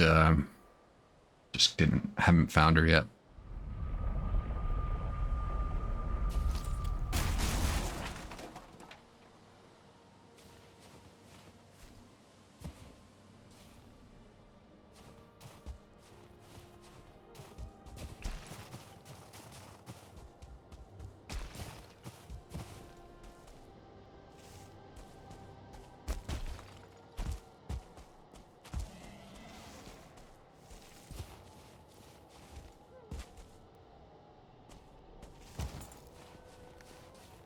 Crazy thing is, I never find a structure on this mountain either that has a Vegvas here. So that's, you know, 0 for 3. So if I hadn't found that one in the cave, like, yeah, that would have been unfortunate. This run probably would have died with my motivation.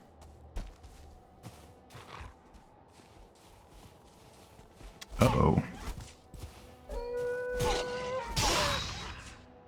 That was a little sketchy. That second hit, not confident that it would stagger. Nice thing about Fang Spear is it's basically 100% guaranteed to stagger on a throw, so stability.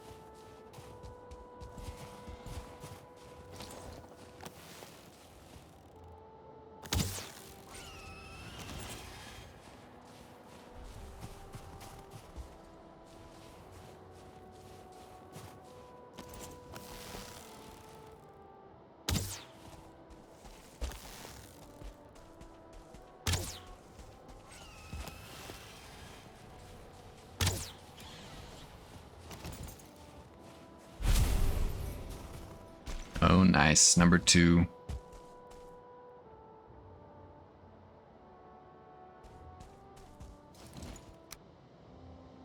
I think at this point I'm like 20% sure I know motors on this mountain. Like, my confidence has waned.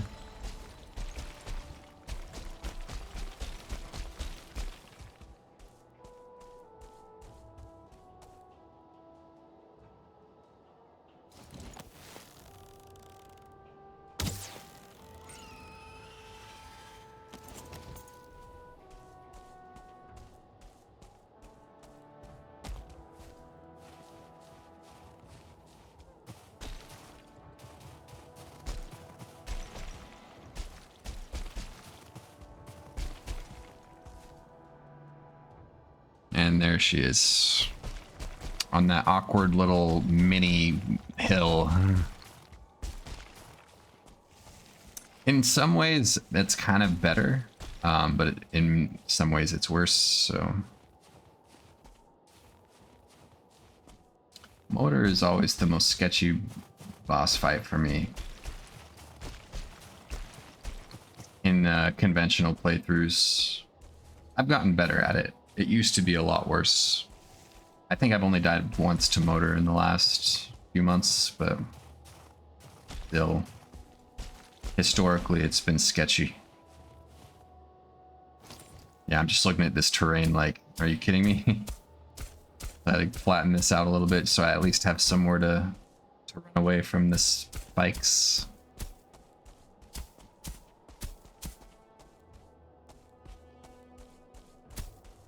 Same thing with the area around the platform. There's like nowhere to run around the altar. I need at least room to operate.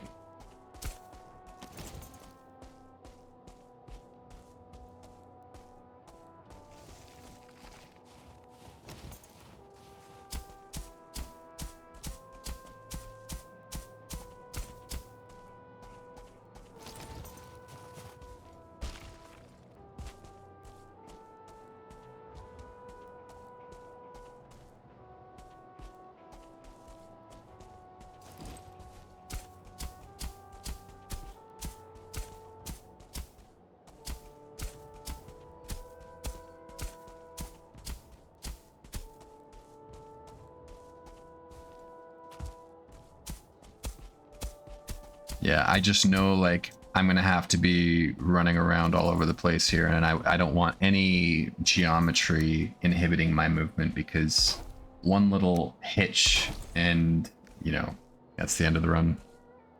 I need a full mobility. And even then it's still sketchy. But at least like I know how to do it.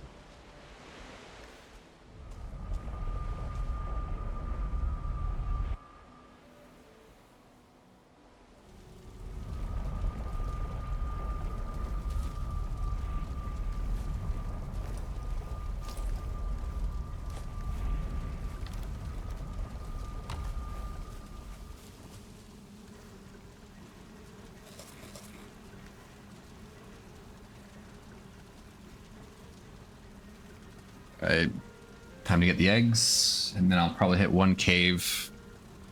I want the Fenris pants, not for motor.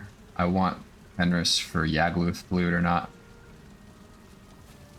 Because I think the 20% speed boost also applies to bosses.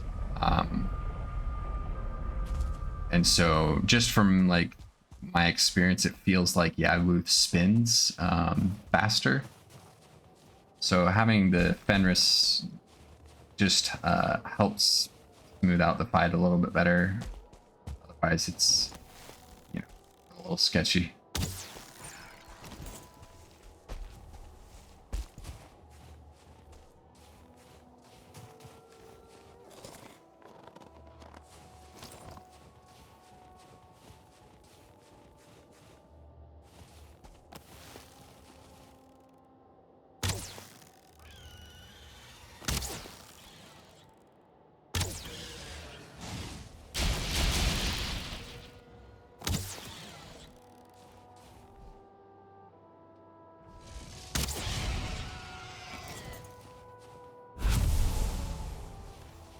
Yep, see what I tell you. Literally right after I make the Drake helmet, another trophy.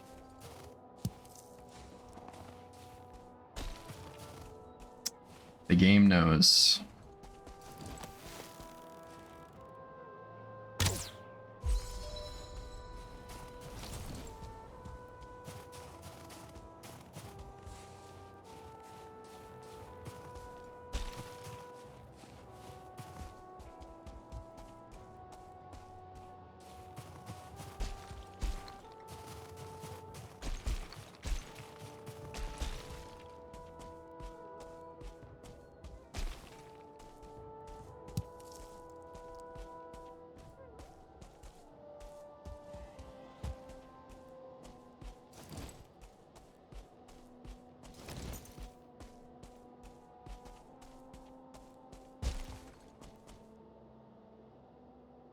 There's an egg. Yeah. Yeah, this is sketchy. I'm getting nervous just watching this. You know, I know what happens. This is like the third most dangerous moment in the game other than Ashlands right here.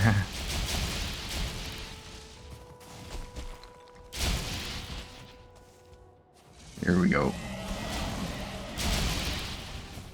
I'm open to suggestions on how to deal with this because this is sketch.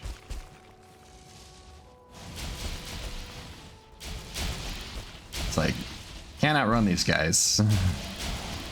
I only have so much stamina. I certainly can't just stop and fight them.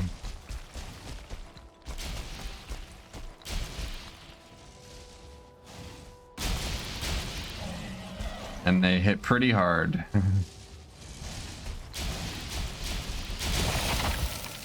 Ow.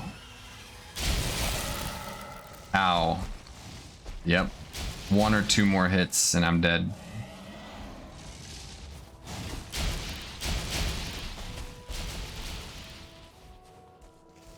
And then I see that wolf and I'm like, nope. Bye. Okay. Luckily they got bored, but man, that was scary. Just that sound, like when I shot the one and it was like a Hydra, it multiplied into 3 drakes and I'm just like, are you kidding me, dude?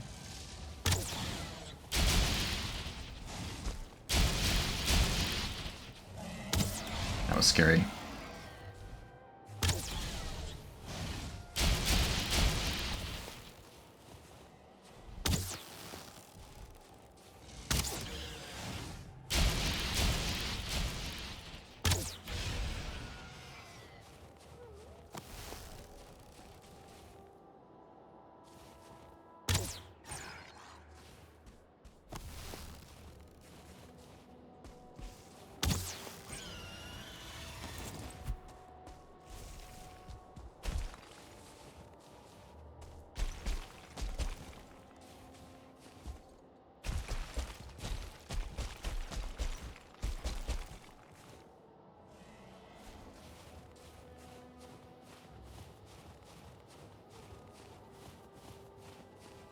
Yeah, a normal playthrough that'd be like whatever, but I very, very easily could have died there.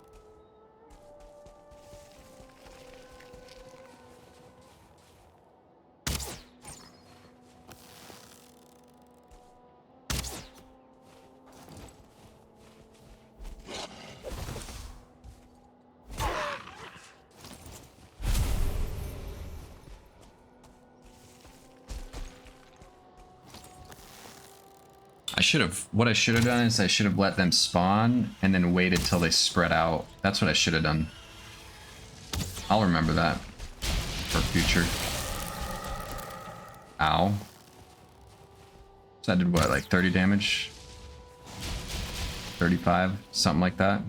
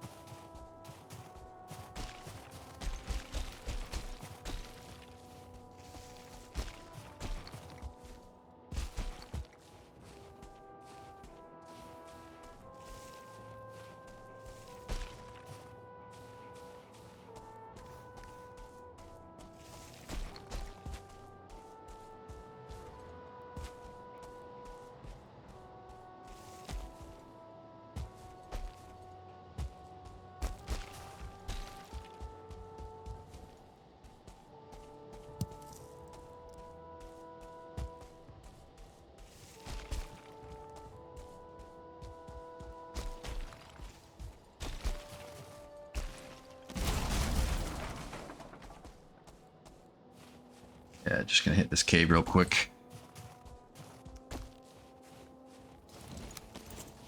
I think it takes me like 8 minutes or so. But for the Yagluth fight, it's worth it for me.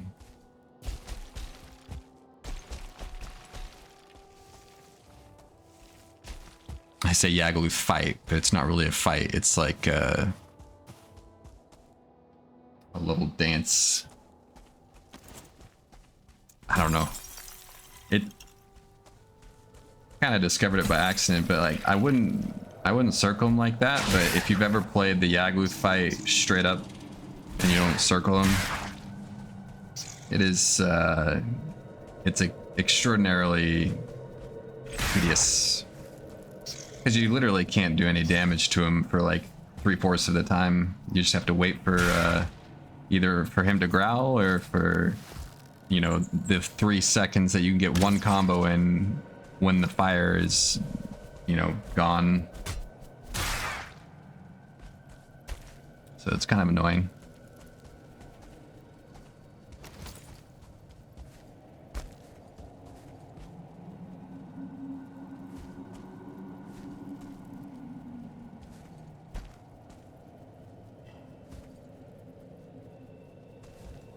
So, well, and it's also technically allowed in the Immortal category, so why not?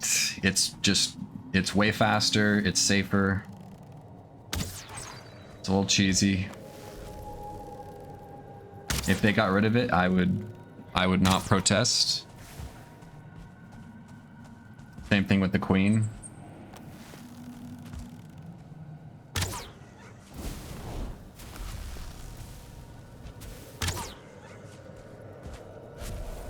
Queen would be interesting though.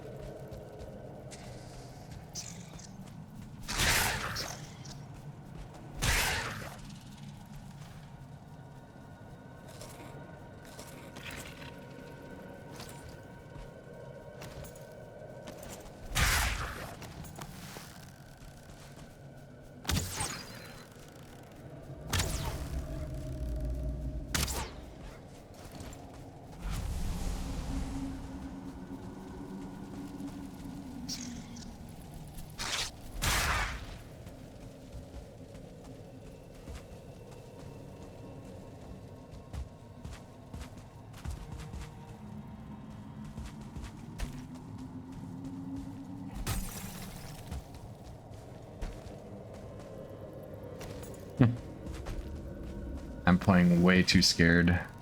I guess not.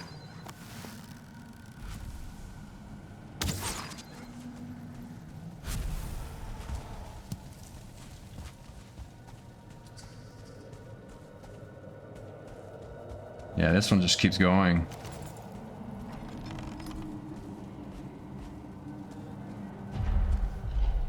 But not a whole lot going on.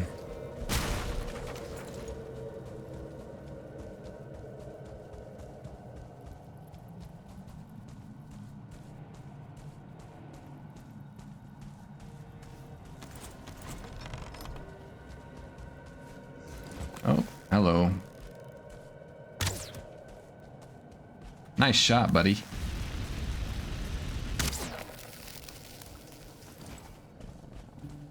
I was thinking about fighting him straight up, and I was like, because the thing is, like, their attacks are weird. Like, they do that, like, double attack, and if you get hit with either of them, you know, you burn to death. So, it's just, it's not worth it. They're too weird.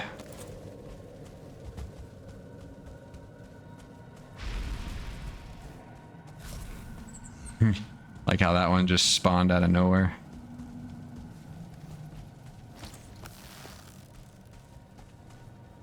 We got 4 poison arrows left. Gotta make the best use of them.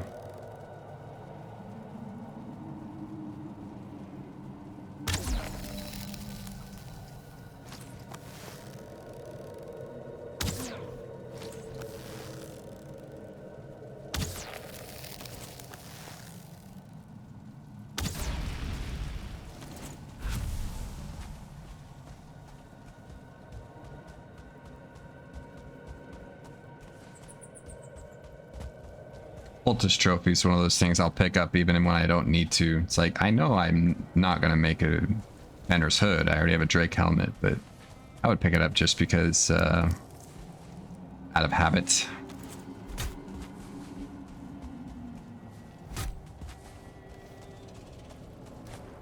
So I need 15 Fenris. And I only have 13, so I do need 2 more. The only reason I go in here. I'm like, maybe I can get 2 from this one. Nope, 1. So I need 1 more.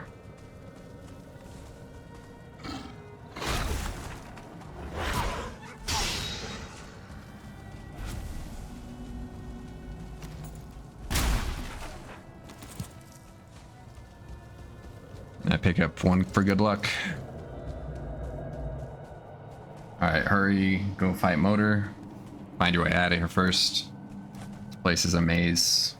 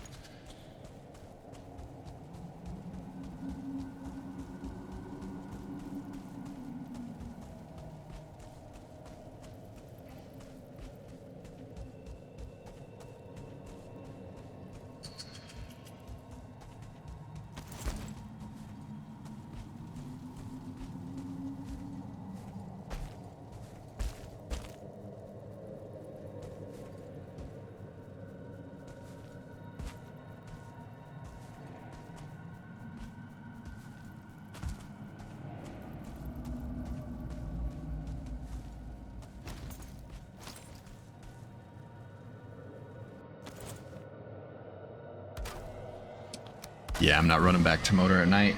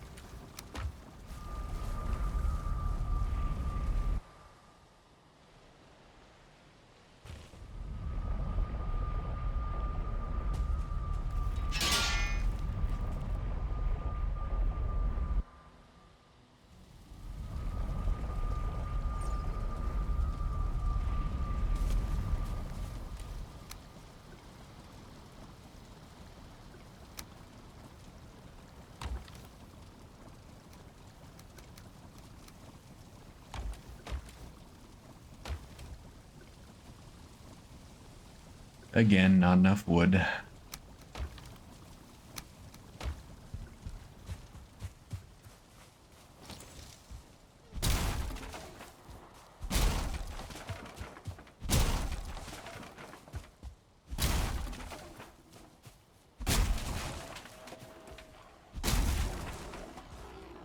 I could use some more Grey Dwarf eyes. Not a complete waste.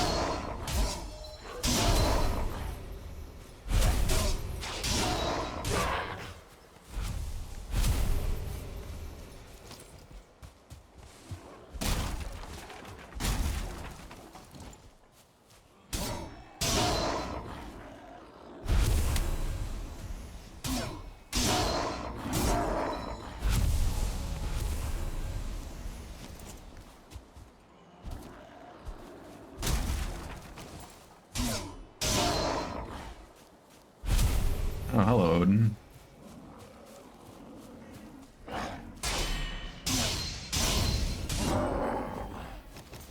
Oh, nice.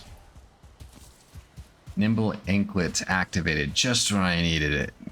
Fighting Grey Dwarves.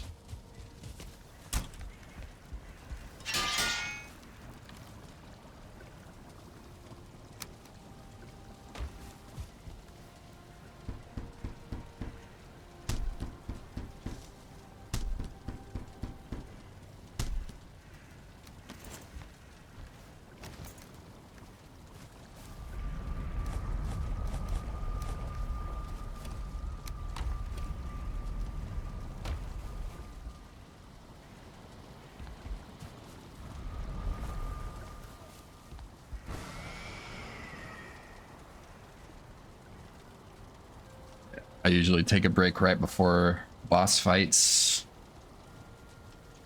Gotta get my mind focused.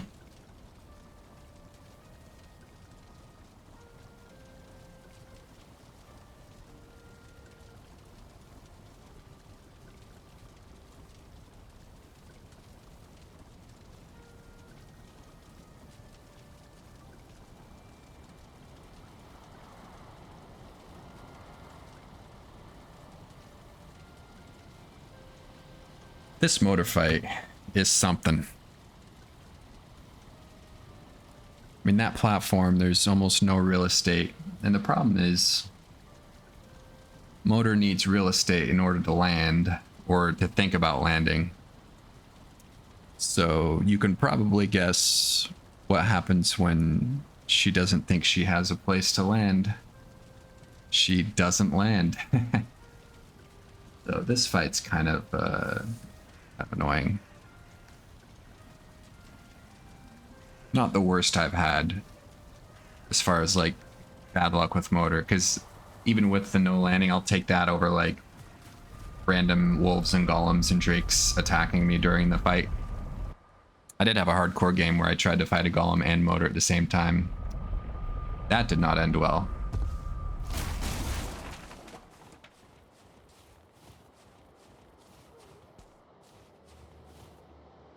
I almost did it too, that's the annoying part.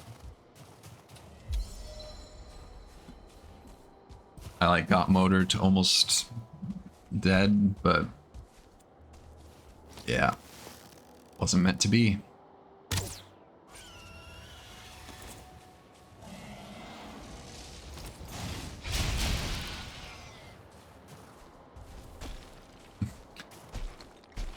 It's funny at this point, like I've played so many games, but like anytime I've died like in the mountains or the plains or mistlands or something, I'm just thinking to myself now, like, yeah, sure, I died then, but I would have died in the Ashlands anyway, so it wouldn't have mattered. I wouldn't have been ready. I mean, I completed a... Oh, where'd that Drake go? He just flew right into the mountain. Bye. Alright, here we go. Starts out okay. I think I almost die once. Yeah, look how fast motor is. It's the bosses have got to be sped up as well.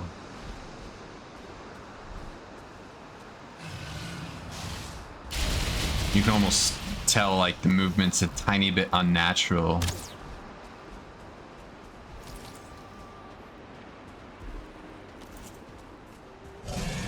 Alright, she landed there.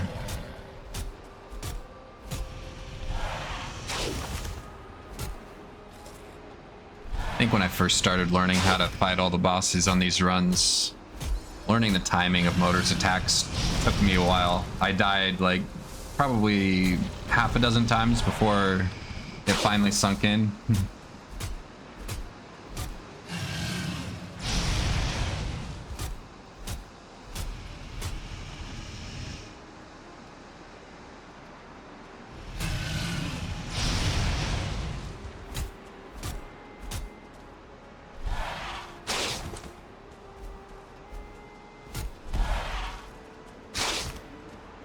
It's a little bit of an awkward position.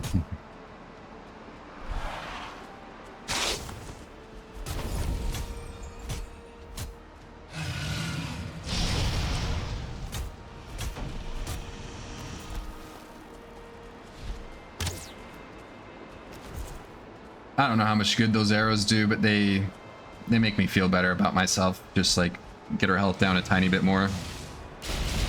I could probably go without them and the fight would take like 20 seconds longer.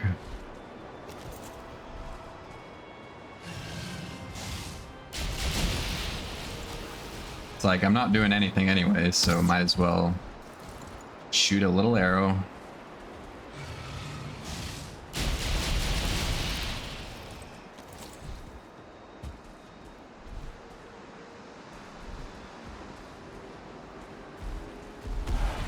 Oh, thank goodness she landed there.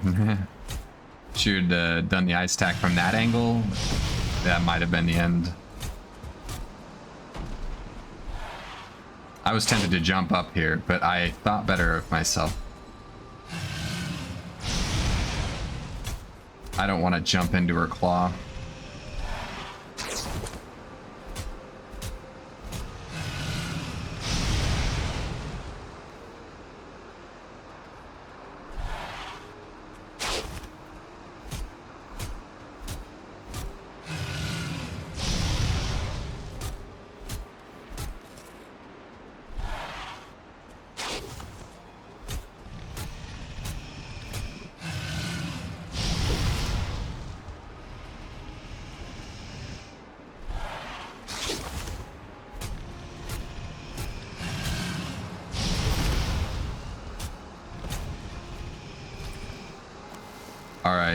I'm gonna do a counter on this one.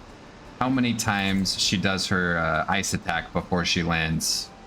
I think this is the most I've ever had. 1.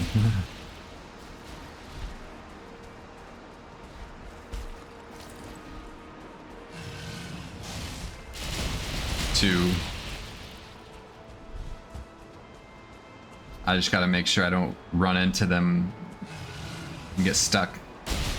3.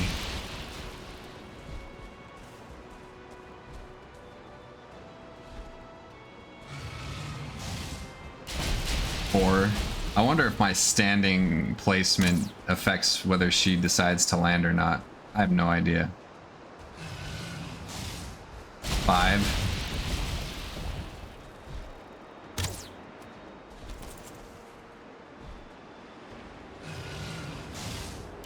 6. One little poke at a time. Nice shot. 7.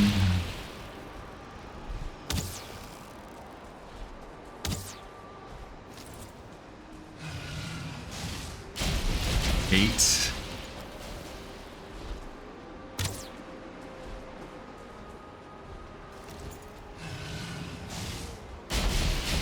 9.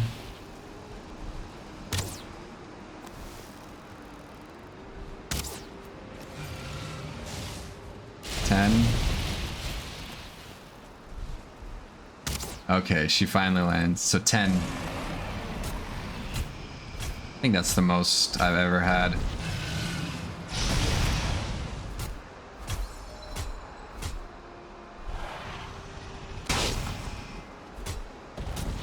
I'm fine with it now, but at the time during this fight, I was extremely annoyed.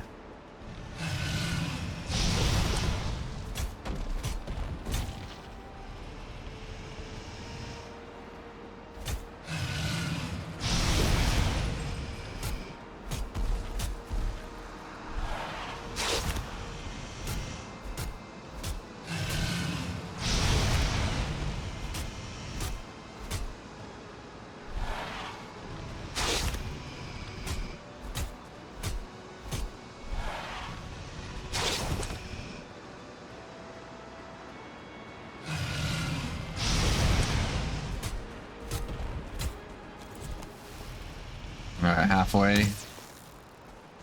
It's gonna be a little close with the rest.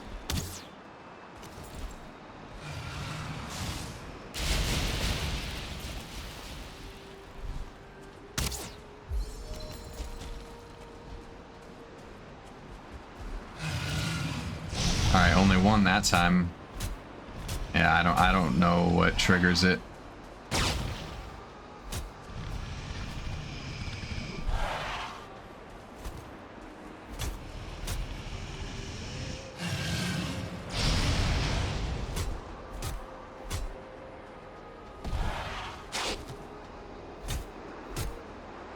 it kind of annoys me when I do a successful dodge, but the game doesn't register as that, so my adrenaline doesn't go up.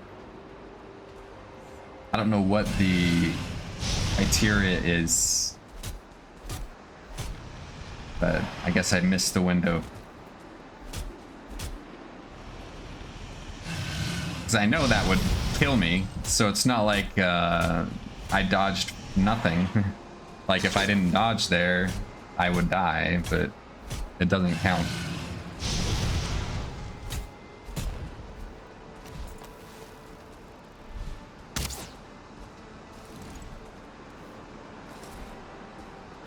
I think this is, I think I almost die here. Like right here. Yep. No, not here. There's a part where I run at the wrong angle and I almost die. Because you always want to run to the side. Like you never want to run front and back. Then those ice spikes will get you.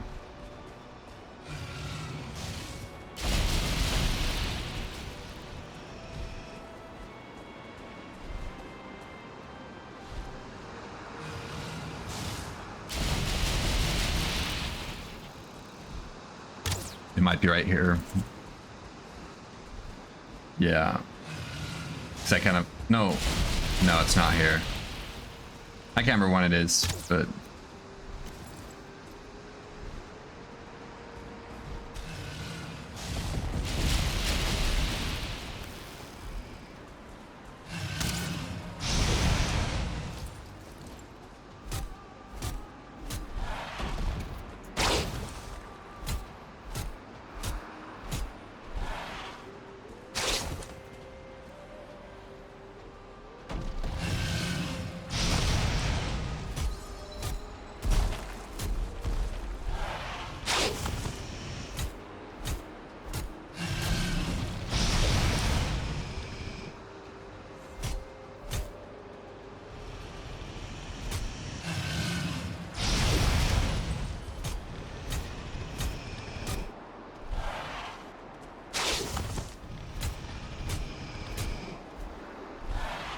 it's a nice little portion. I get a lot of damage here. She doesn't take off for a while. So I think I got rid of like a fourth of her damage, or fourth of her health bar there. Not too bad. Maybe it's here. Yeah, it's here. Yikes. Yeah, that was a mistake. So that was the closest I come to dying in this fight.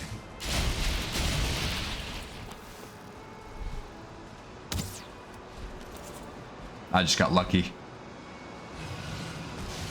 Is that silver sitting there? Kind of looks like it.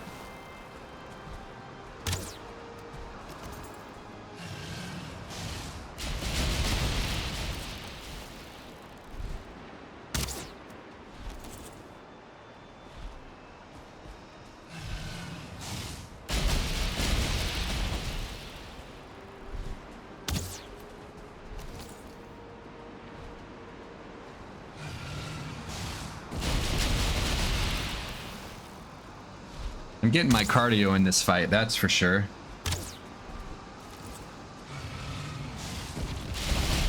Whoops. That would have been scary. That's happened to me before recently. Stuck on one of those stupid spikes and that was the end of it.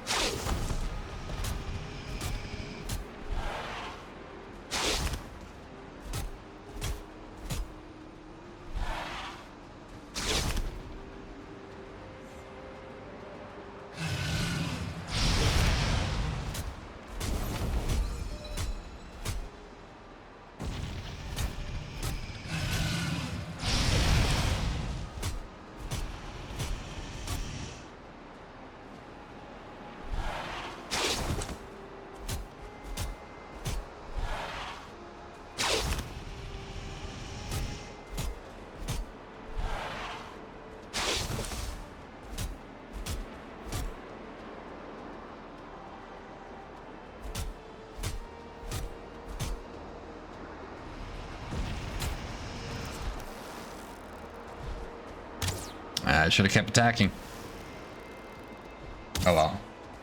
Cost me what, like 30 seconds?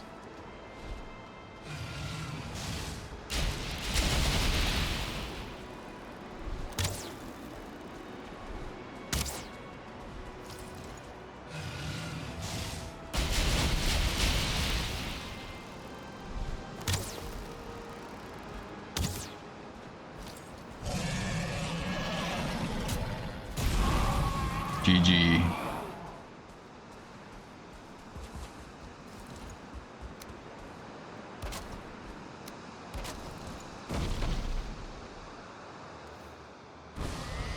I'm done with the mountain. Bye, mountain.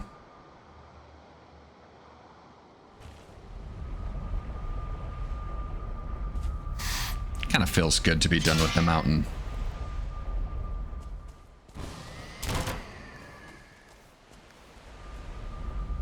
It's like now it's just plains for the rest of the segment.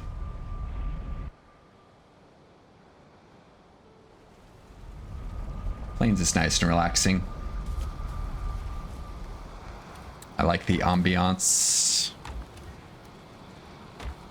Soundtrack is one of my favorite.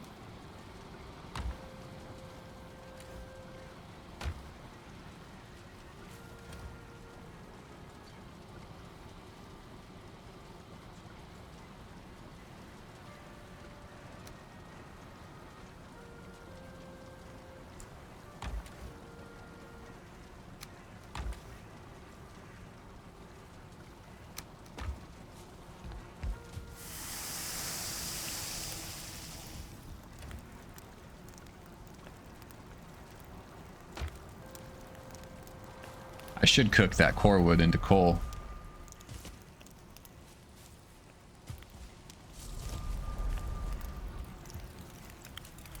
I was wondering when I picked up that shaman trophy. It was right there. Cause I like looked in my inventory and I all of a sudden had a shaman trophy. It's like, where did that come from?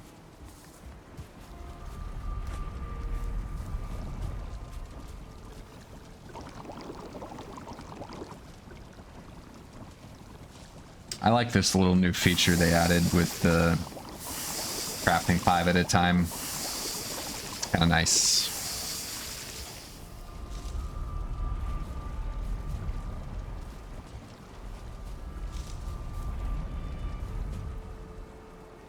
Yeah, so it's black metal time, I believe.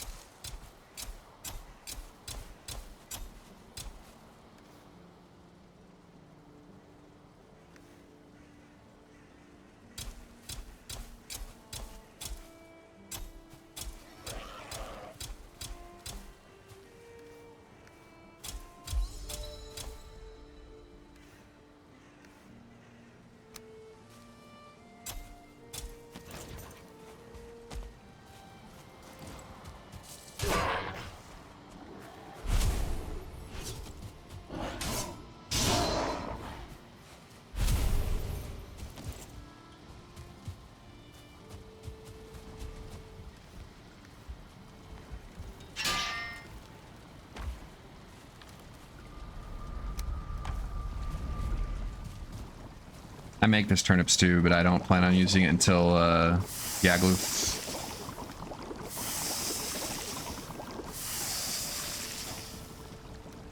Don't really need it for fighting feelings.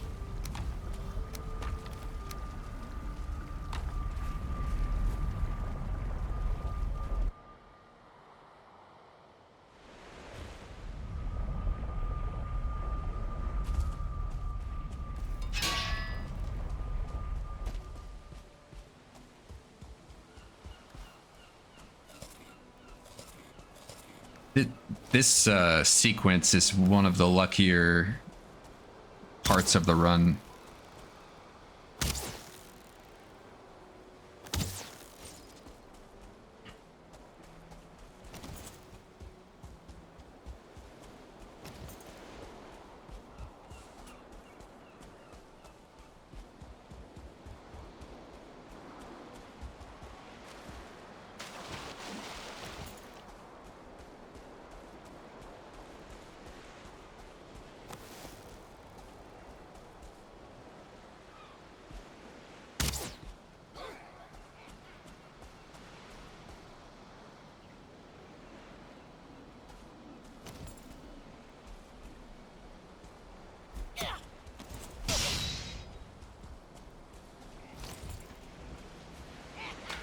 Yeah, those locks are annoying.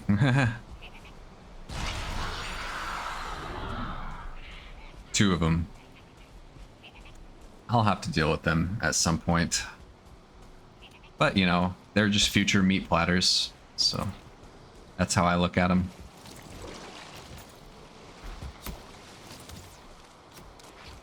Time to summon my swamp allies.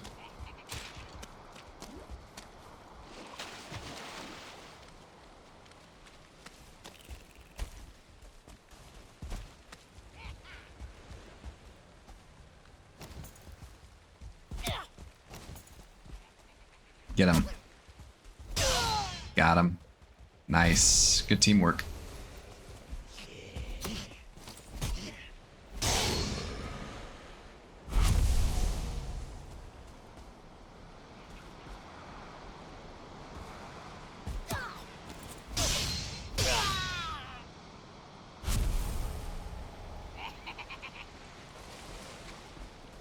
Oh man, they destroyed my cart.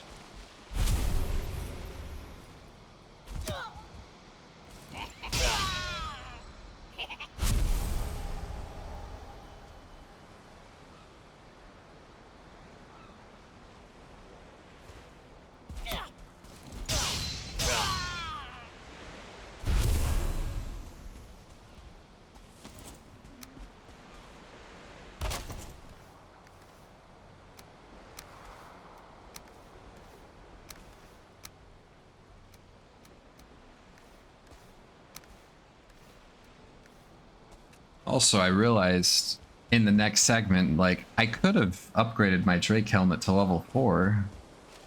I have enough silver. For some reason at the time, I didn't think I had enough.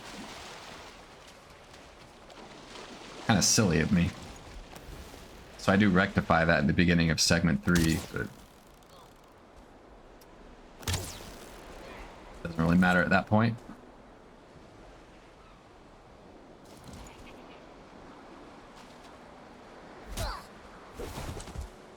It's not like having 2 health after getting hit by a Seeker is gonna help versus 0.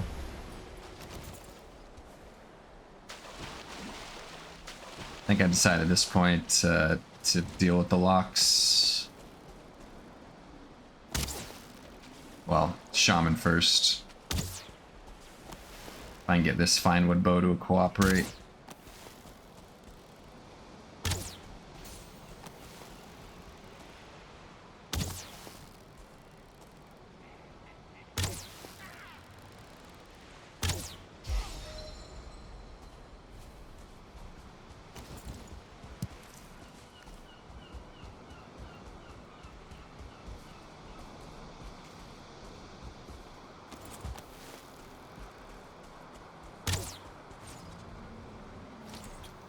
I think another place where you see the speed factor is when you're fighting locks, because they go fast enough that they can bump you, and it counts as like an attack that can be parried.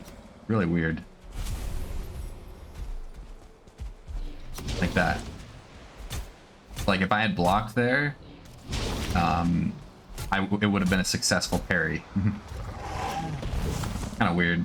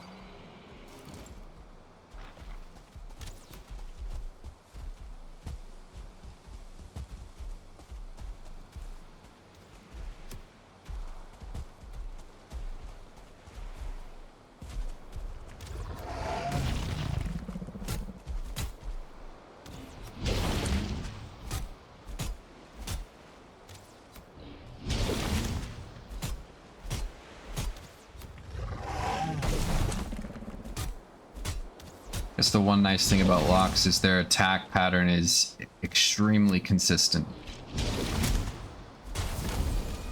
Get him. Ouch.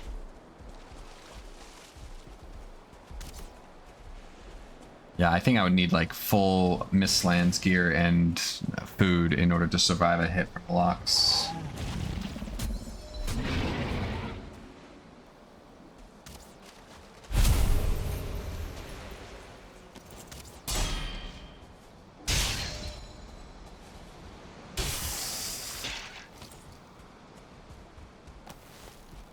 Alright, one more. I don't mind though, because I like the lox meat. For meat platters.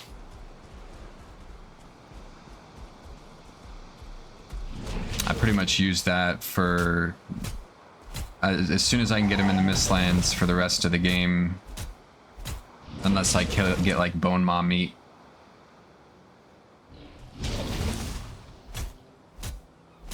Because I mean... the Ashlands, like,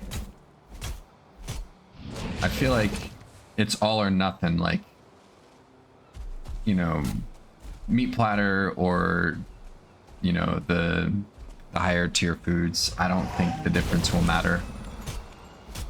Just my opinion. If you're in danger and you have 40 health, you're probably gonna die. That's just how it is. It's all or nothing.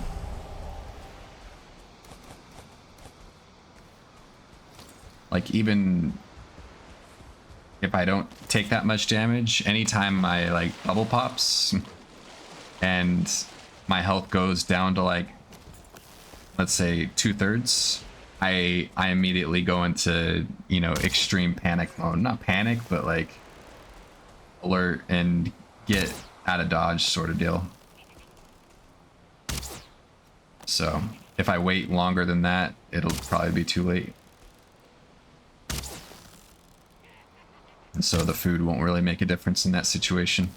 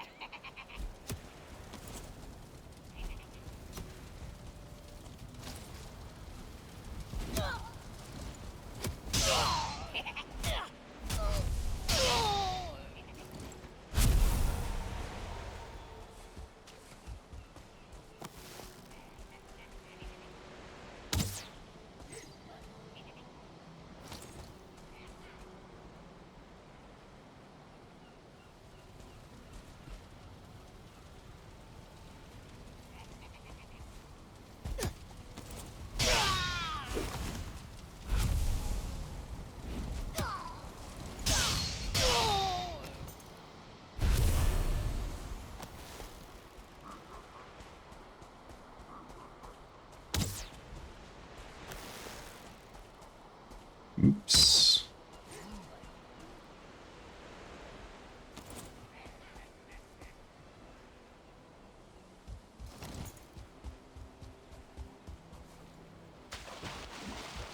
Yeah, I can't quite kill those guys before the Berserker's on me.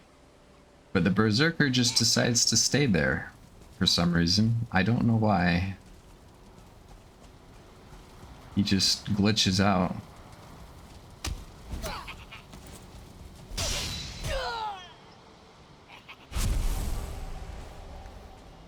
Guess there's an invisible barrier he can't cross.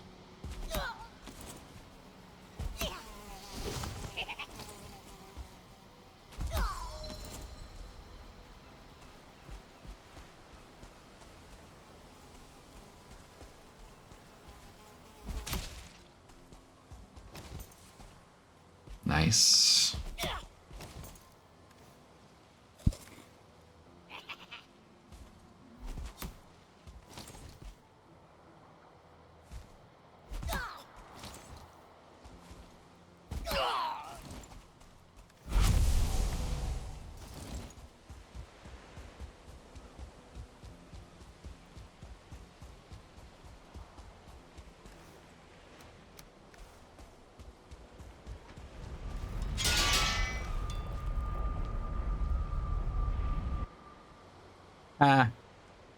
Yeah, this is why I'm glad I settled next to the swamp.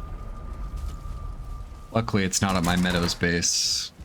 Still, though, I kind of look at it as like, I'm getting black metal anyway, so this is fine.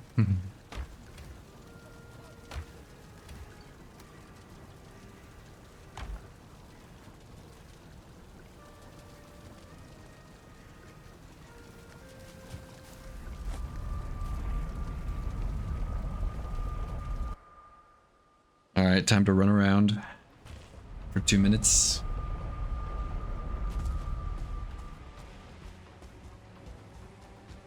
Takes them a while to like start attacking me.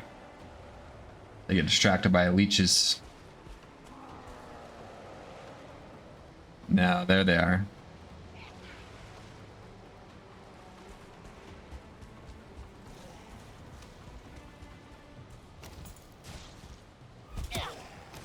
Some part of me is like, yeah, I'll just fight him. I don't see the shaman anywhere. As long as the shaman and the berserkers are distracted, I can take these guys. But yeah, then I see the berserkers start heading toward me. I'm like, eh.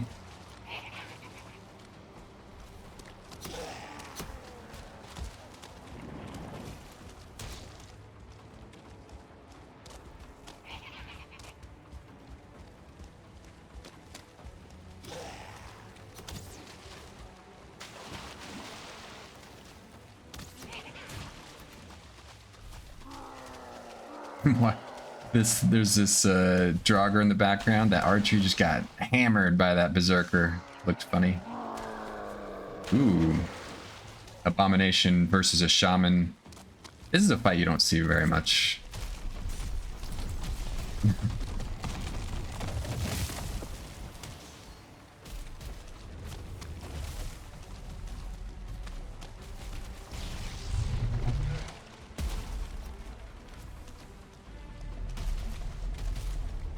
Here's a fight.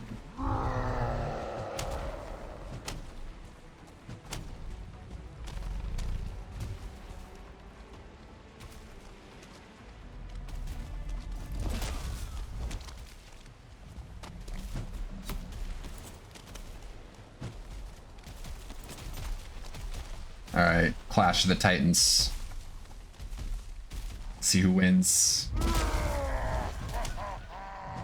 Amazingly, the Abomination does more damage because I think it's because the Abomination is resistant to blunt damage.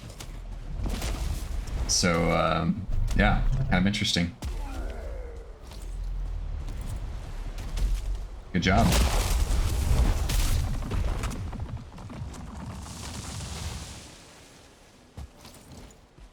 I probably should have scoured the swamp for more black metal.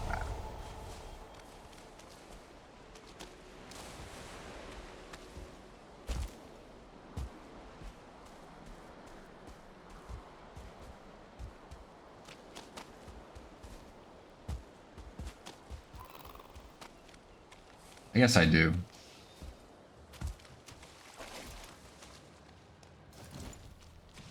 Not just kind of a skim, not really a in-depth search.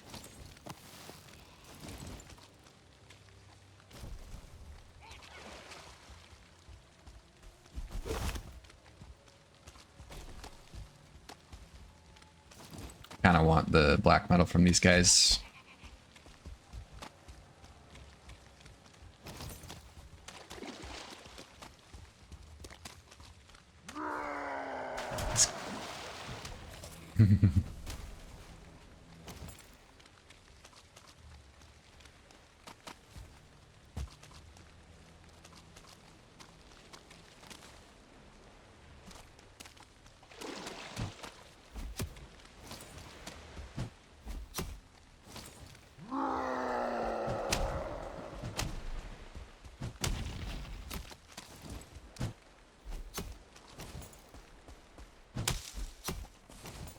I'm not sure if the fact that they're bigger means their reach is longer, but I don't like to take chances.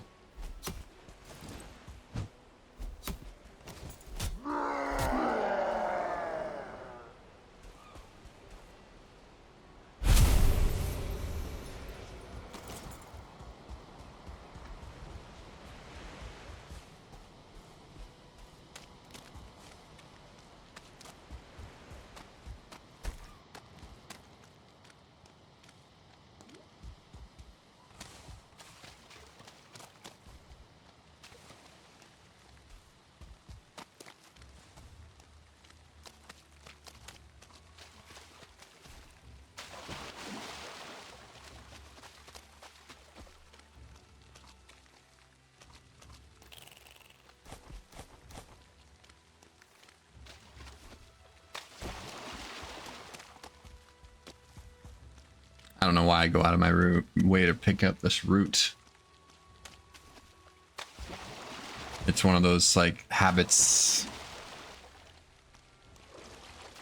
I guess there's a black metal here that I forgot to pick up, so it's fine.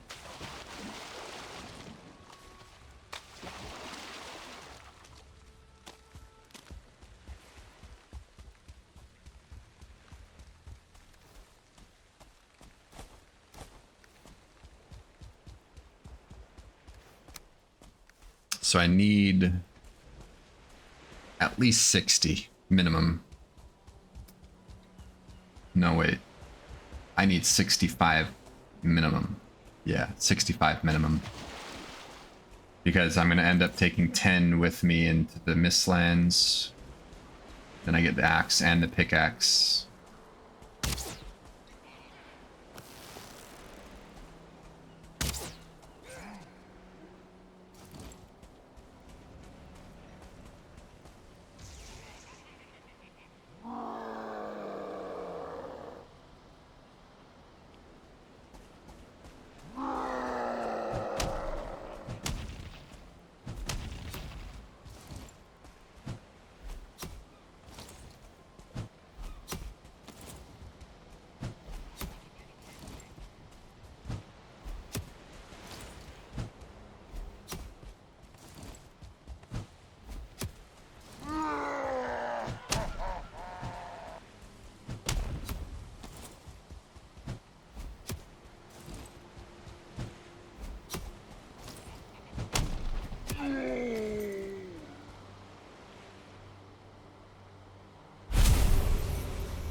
Let's go totem. I don't know what the odds of picking up a totem from a berserker are. They are not high at all.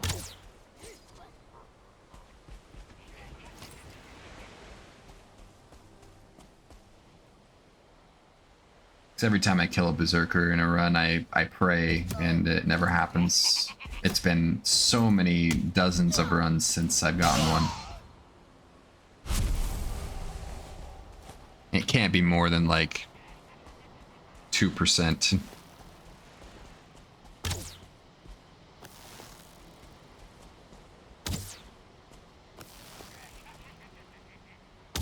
I can't hit this guy.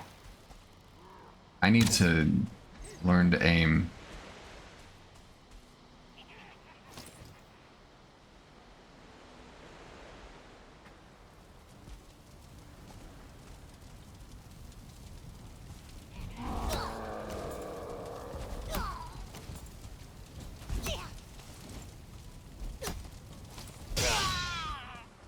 I really wanted to kill him there because I did not want to fight him and the berserker at the same time.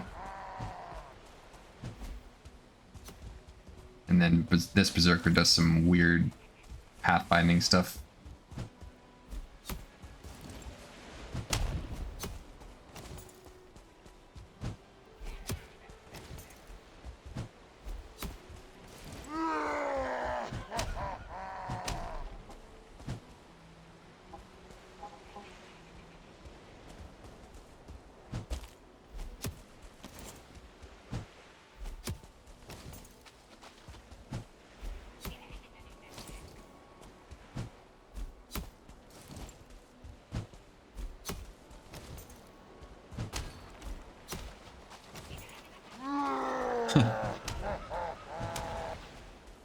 Where are you going, bud?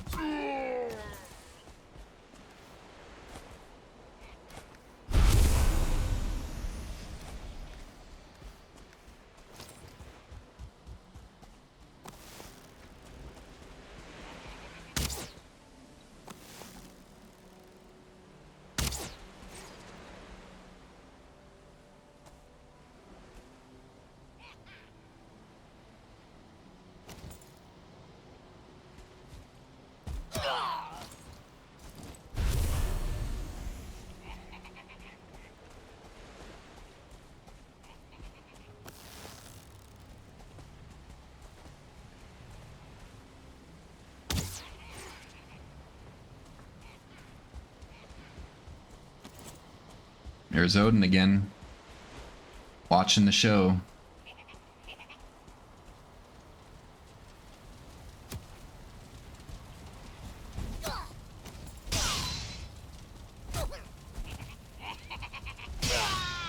was a little close. I don't know why I hesitated so long.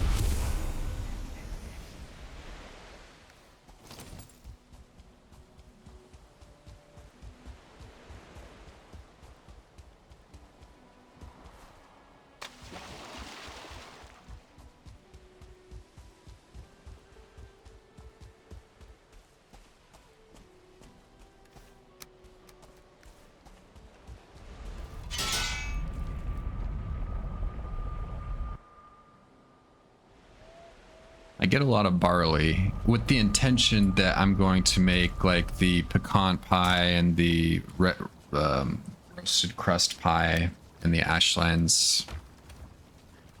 But I think I don't end up making it, and I think it's because I forget. But even if I remembered, I couldn't have made it because I never found a lot of vine berries.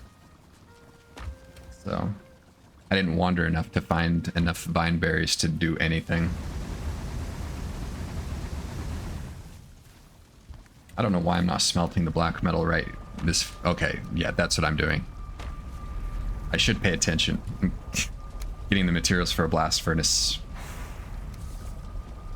And don't forget the tiers. Yep, there you go.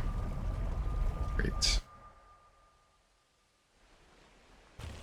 Yeah, so I had intended to get that higher tier food. Alas.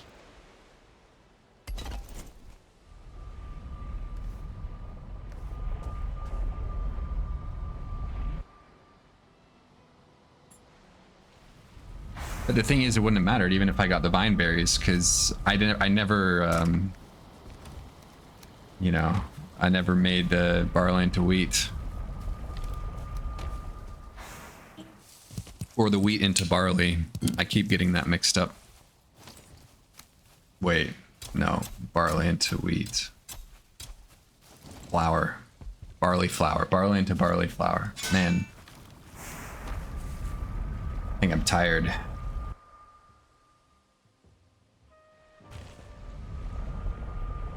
Stuff that you make bread out of. Okay, I think everyone knows what I'm talking about. Bread stuff.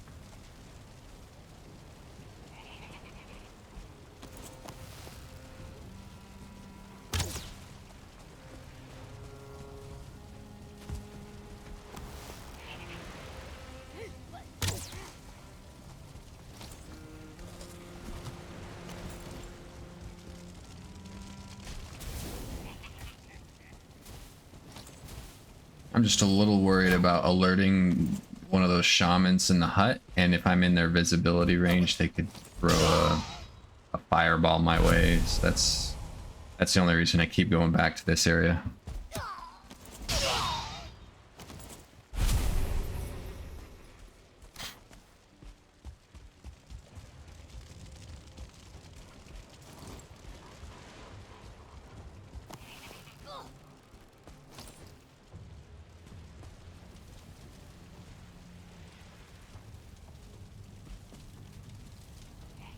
least it's raining, so like worst case scenario, I don't think I'll die. But there's a reason I didn't throw my spear there.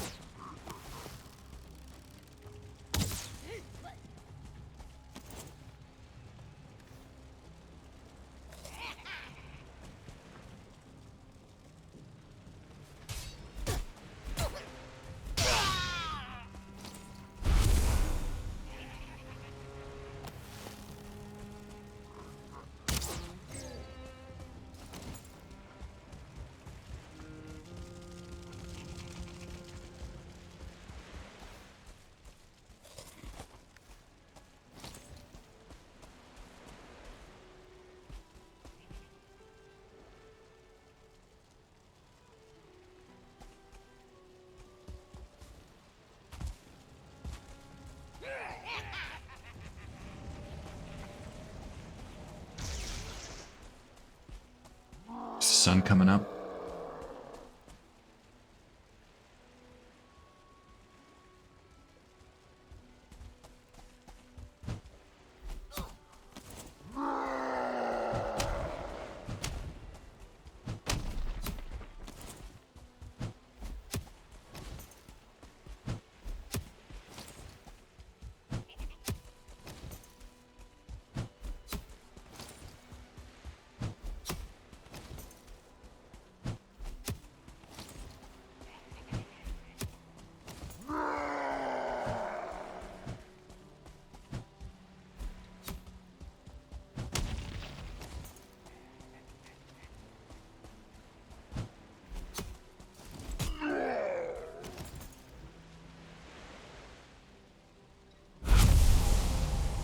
And a second totem.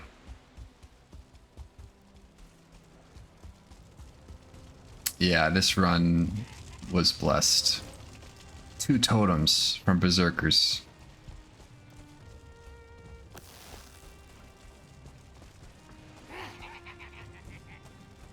I mean, if I hadn't gotten those 2, I would have had to go sailing and wandering looking for totems. And I think on my previous run, that cost me like 45 minutes. And an extra portal. Just a portal for totem searching.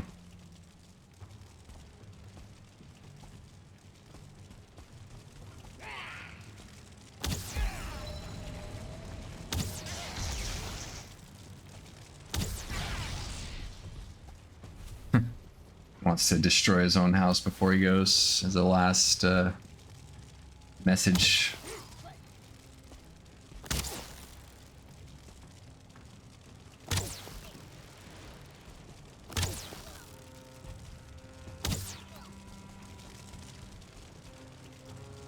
I am out of arrows. That doesn't happen very often.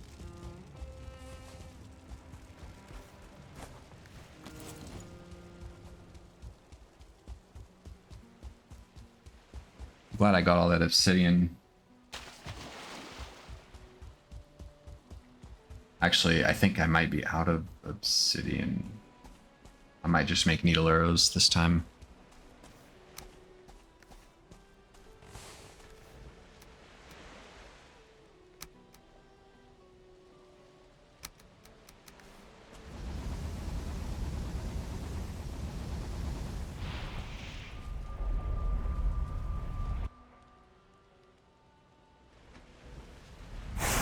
The thing I like about needle arrows is they don't take wood.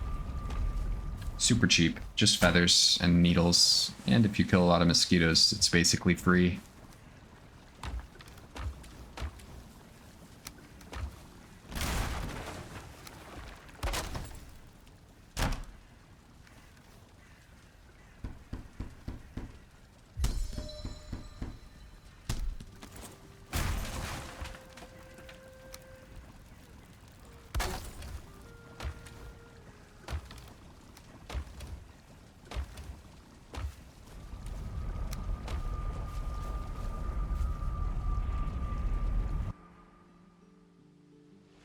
Yeah, so that's what, four totems now. I only need 1 more. So basically at this point I'm like, you know, I still have to travel to Yagluth, so I'm just gonna bank that like I can find one en route.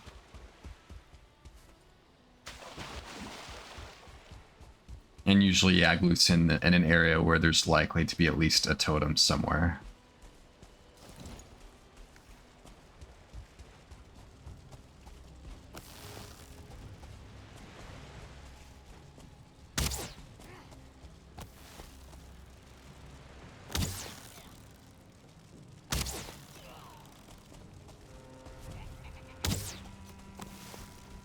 I can't hit this guy.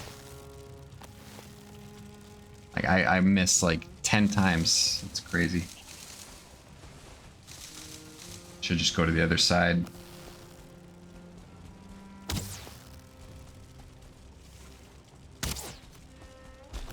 Why am I taking this angle?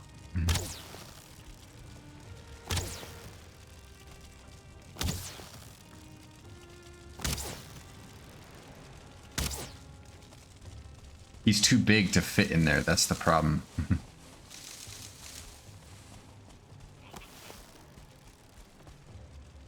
Like, he can't fit his huge head underneath that roof.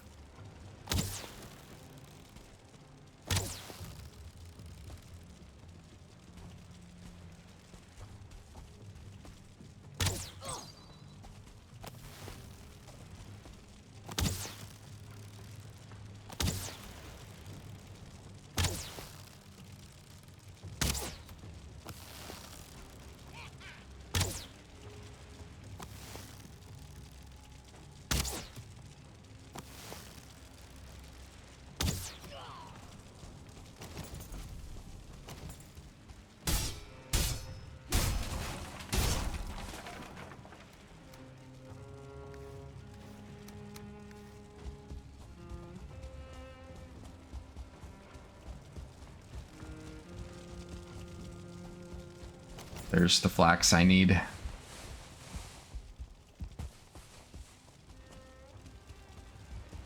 This was a super lucky village. I got, well, pretty much everything I needed. Got 3 totems, flax, barley, or yeah, barley. Yeah, I got, and all the black metal I needed. I'm a little short on, I would like 5 or 10 extra black metal to, you know, I kind of like enough for pots and pans and the Galder table and Eitr refinery, but you know, it's not the end of the world. It takes me a few extra minutes in total to break everything down and replace it. So add this village to the list of lucky things in this run.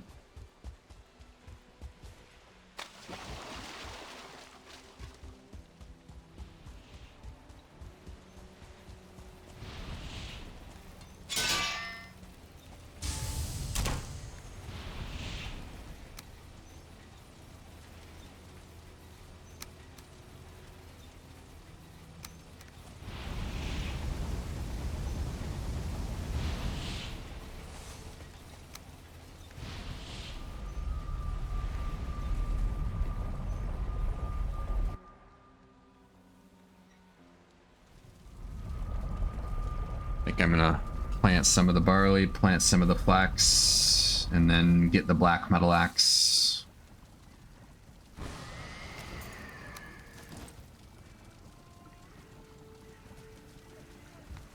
Actually, I might be thinking just travel to Yagluth first.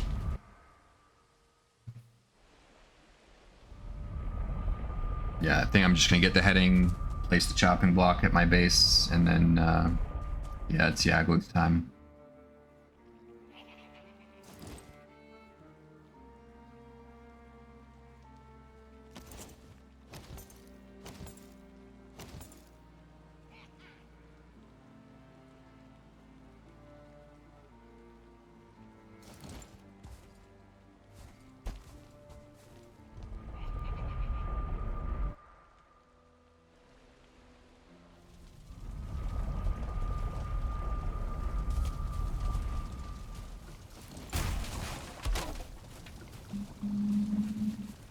almost, yeah, southwestish or southeastish. Yeah, southeastish.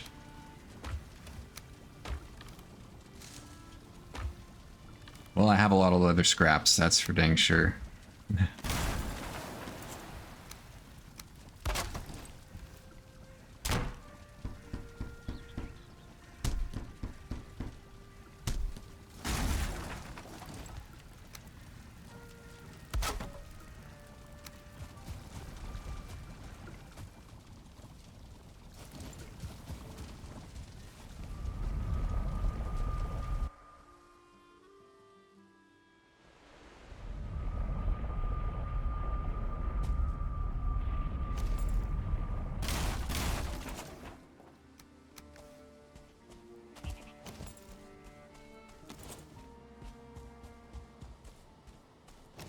Alright, the nice thing is I have that mountain in the background, so I have a kind of a landmark to run towards, so I don't really need to worry as much about the heading. Just run toward the mountain. And Yagluth is generally pretty easy to spot. Hard to miss him. He's pretty big.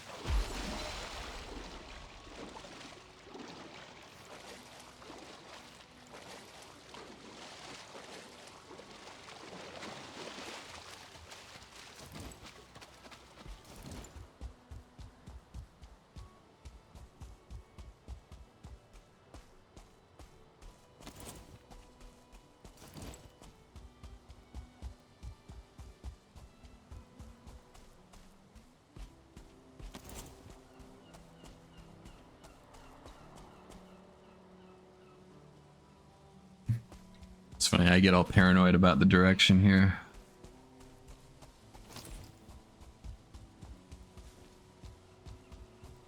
And then I get over this hill and it's like, whoop, there he is. Guess I'm headed in the right direction.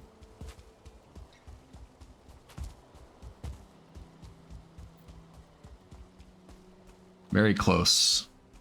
Nice and convenient. Super lucky. And anytime I have a run when I find Yagluth, it just feels like winning the lottery. When I find an easy Yagluth. And then I have those runs where I can't find him and I'm like, what am I doing wrong? Doing something wrong. I think one time on a recent, like, I think it was a hard run that I was just practicing. I couldn't find Yagluth, obviously, and I, looked at the seed, on like the seed viewer thing, and I don't think there was a Yagluth rune in that whole like southeastern hemisphere that I was in. Like, I could have wandered the plains for 3 more hours and never found him. Pretty crazy. I think I'm checking for a totem here. I don't think there is one. I'm glad there isn't one, because I could have wasted a lot of time fighting this village instead of just looking for an easy totem. And I am gonna have to kill those locks at some point.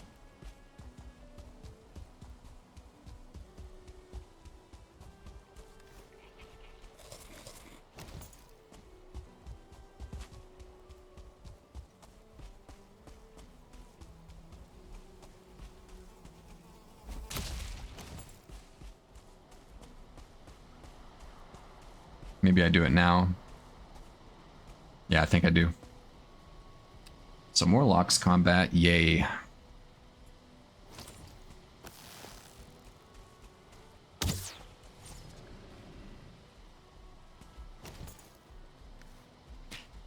things like this seem monotonous until you die to them.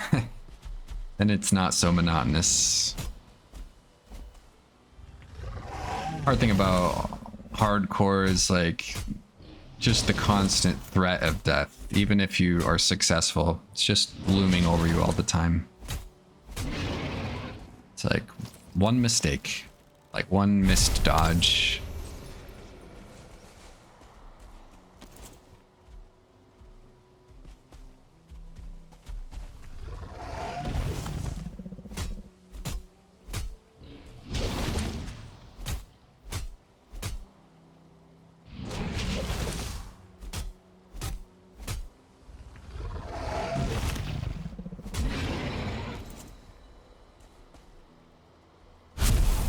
I think one of these days, I actually think, I don't know when the next time I'll try hardcore, but I was just thinking about it now. I think I may have a formula for hardcore. I think what I may try the flesh rippers, because what I need is I need something that can kill Yagluth and Bonemass. And the flesh rippers can do that. It takes a little bit longer, but you know, they just do straight up slash damage, which is, you know, fine. So I may try that and then just get Mistwalker in the Mistlands. So just go straight from like flesh rippers to Mistwalker. It's a route I've been trying on hard, and it's worked. So I'm thinking it might be worth trying on hardcore. Like that I think is probably the most likely route for time save for me. Then I can completely bypassing the ancient bark spear will be tough. It's possible though. Like I'm learning how to fight wolves with the bear claws on hard. It's a little bit different because you can't stagger them. So there's certain moves I do on normal that I can't use on hard, and I certainly couldn't use them on hardcore. It will probably lead to many deaths, but if I'm looking for like substantial time save, it might be something worth trying.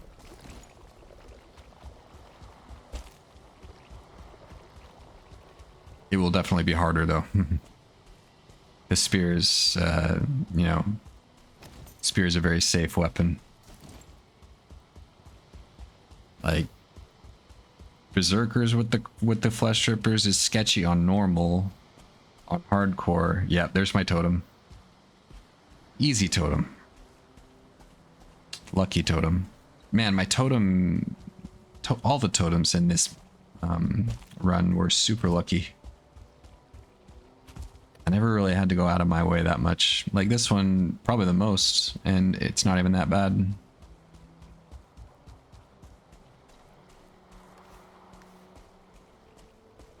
I think the only thing I don't really get lucky on in this run is the seal fragments in the next segment. That's the bottleneck. I actually find and land a portal on the queen before I even get 4 fragments. So I didn't count how many mines it took for me to get all 9, but it took quite a few.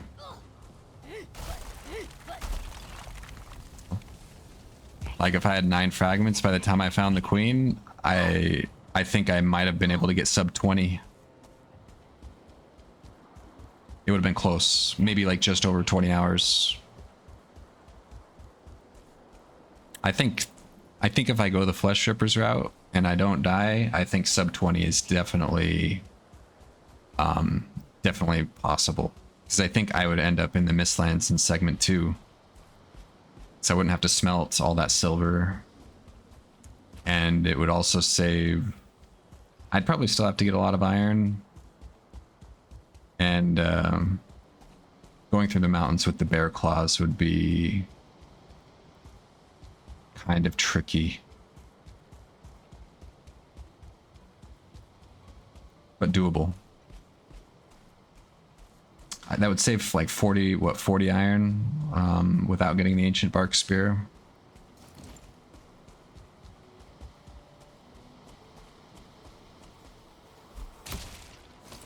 And maybe I could just bypass Demolisher and just rely on using the fire staff to do damage through the wall. Yeah, that's a route. That would save me like tons of iron.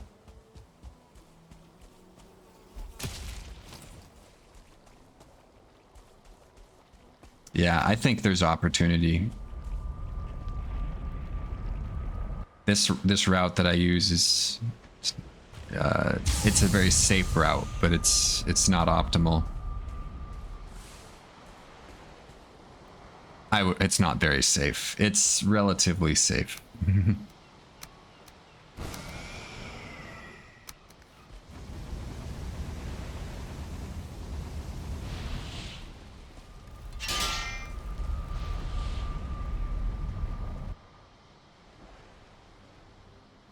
I haven't tried it yet, though. I may try it and then get to the mountains with the bear claws and just fail over and over and be like, you know what? Not worth it. But I think it's possible.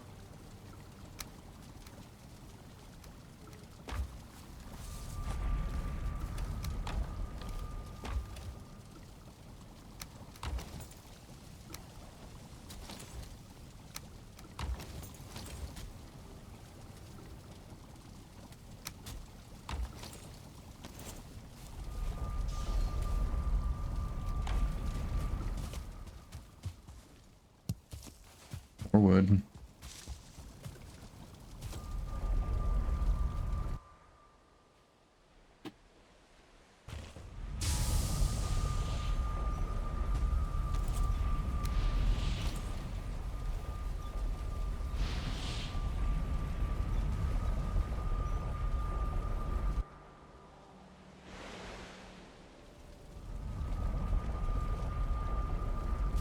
Just using the iron nails I already have. Might as well.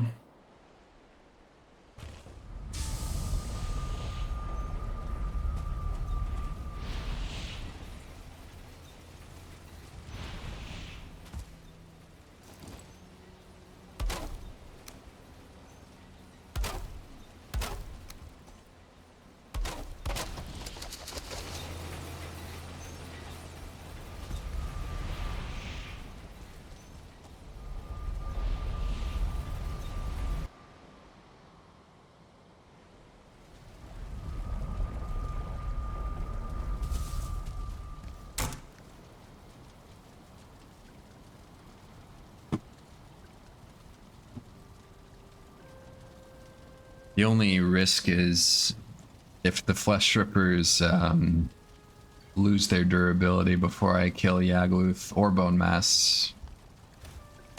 That's something I'll have to experiment with.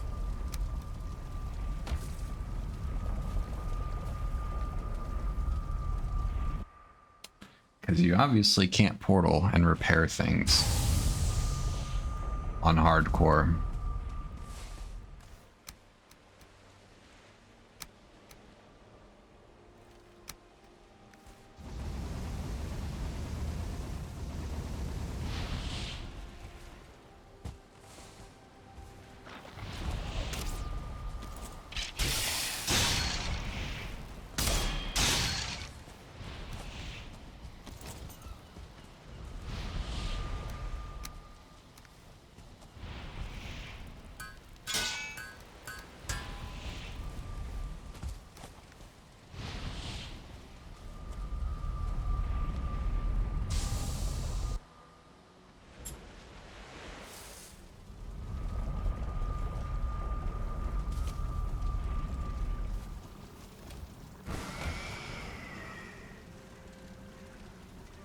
Alright, time to take my pre-boss fight break.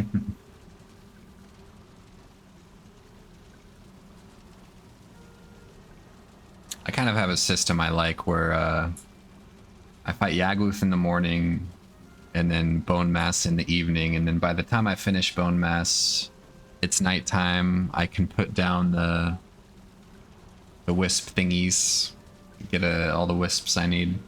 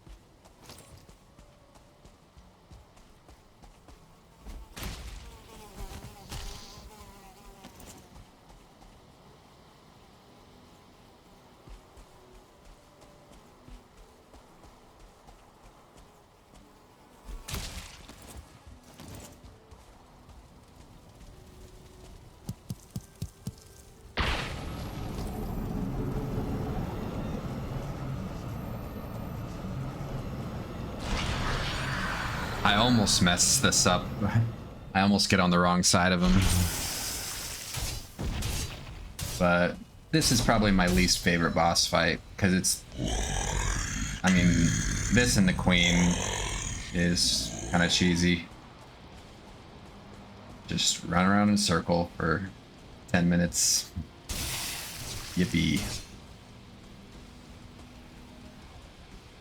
I still get nervous though, because I actually died to Yagluth in a run like maybe 6 weeks ago or so. But it wasn't because I was circling him like this, it was because the altar was elevated on a mound and there was literally nowhere to go, and he spawned on one of his big claws. And like, what am I supposed to do with that, you know? And so, yeah, I died. That was sad.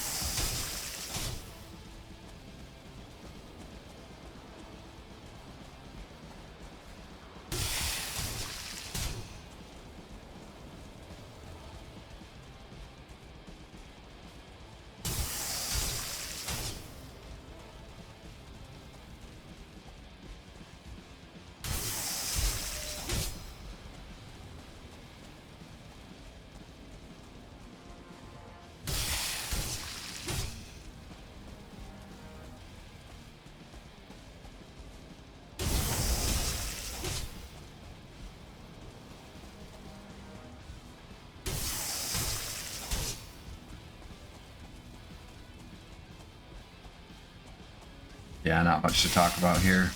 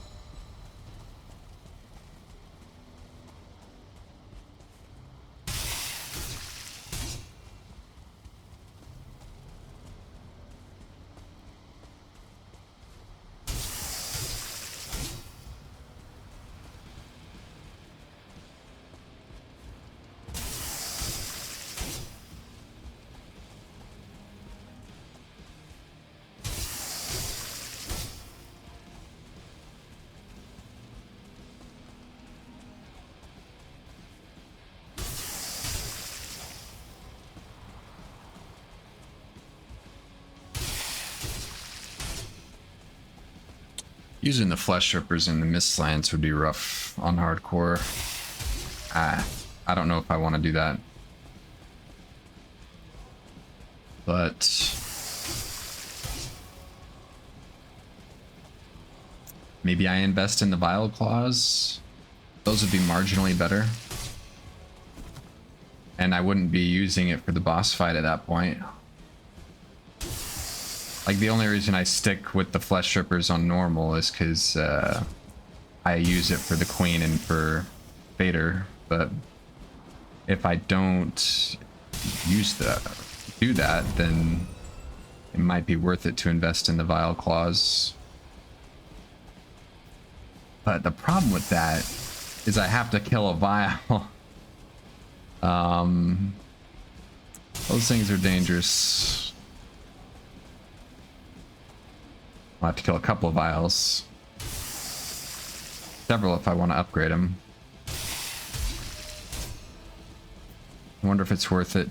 I mean, I'm sure you can use the same trick where you know, hem them in and use a campfire or something.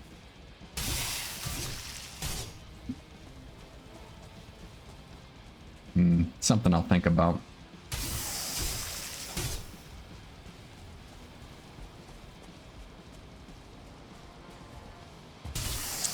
I don't know. Getting the Vile Claws might be more trouble than they're worth.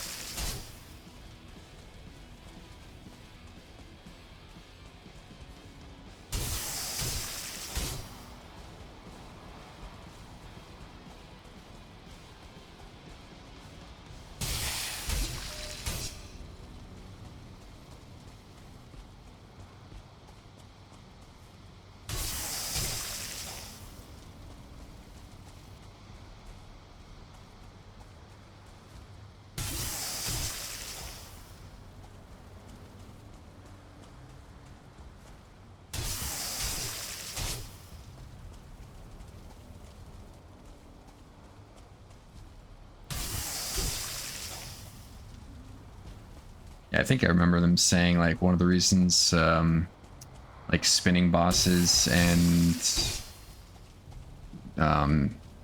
bashing the queen through the wall are allowed is because it's very hard to police. Because, like, it's something that could happen incidentally, and if someone does it accidentally, then what, do you invalidate the run? But then, like, how do you draw the line between those instances and people who abuse it? So I think they just decided to allow it. Understandable. You know? Like, you can always have some sort of, like, gentleman's agreement, but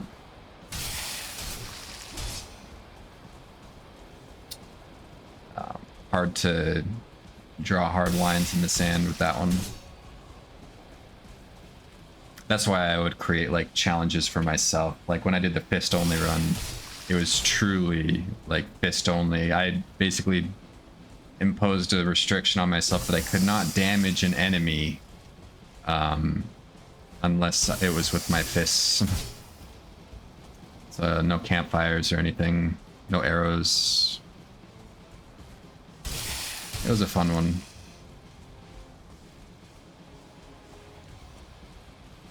It was very tedious, though, early game, obviously, because, I mean, killing a troll with your fists takes for actual ever.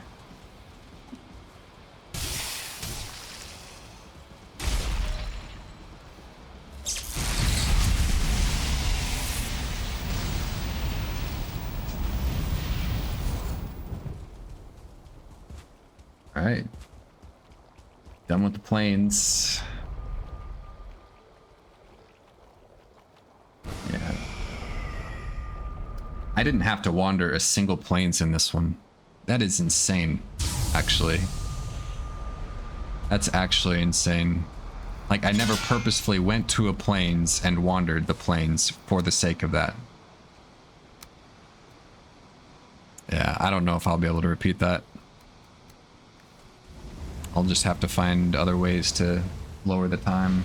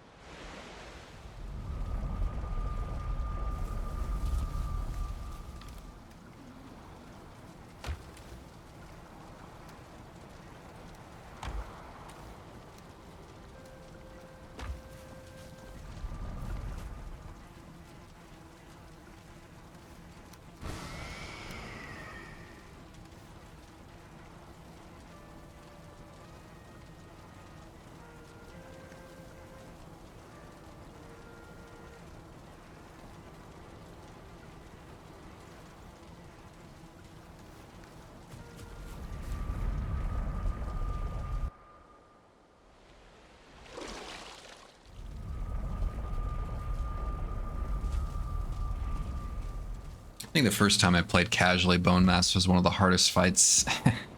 It's like we didn't know what to do. Didn't know how to counter his poison attack. Didn't know the timing on his full swing. It was pretty comical.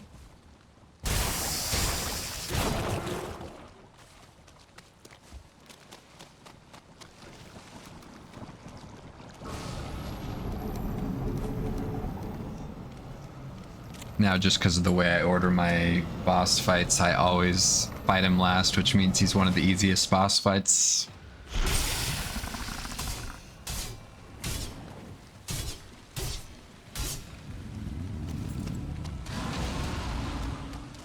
I mean, why would I kill him any sooner?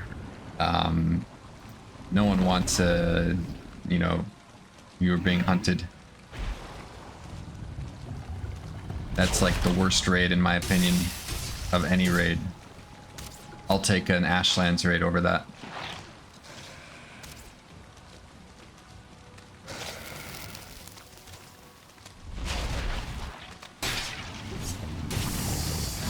It's not so bad in the plains if you have like locks nearby or if you're raiding a village. But if you're in the mountains, it's like you better hope that you find the perfect rock, because if you don't, you're dead. I guess if I had like complete Mistlands gear, you know, you were being hunted wouldn't be so bad. You just use the fire staff and one-shot him. But even then, I would, you know, you can only use the fire staff so much. And Mistwalker definitely wouldn't one-shot him because it does frost damage. Maybe Staff of the Wild? Maybe?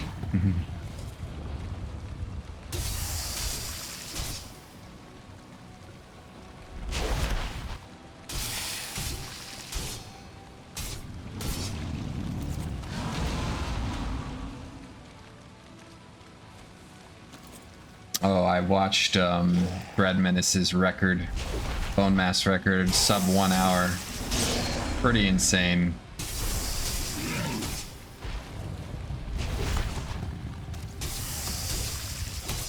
I couldn't, I would go insane running a category like that. I couldn't stand having like a great run and then just relying on the Bonemass RNG, like the location RNG. That would be very frustrating.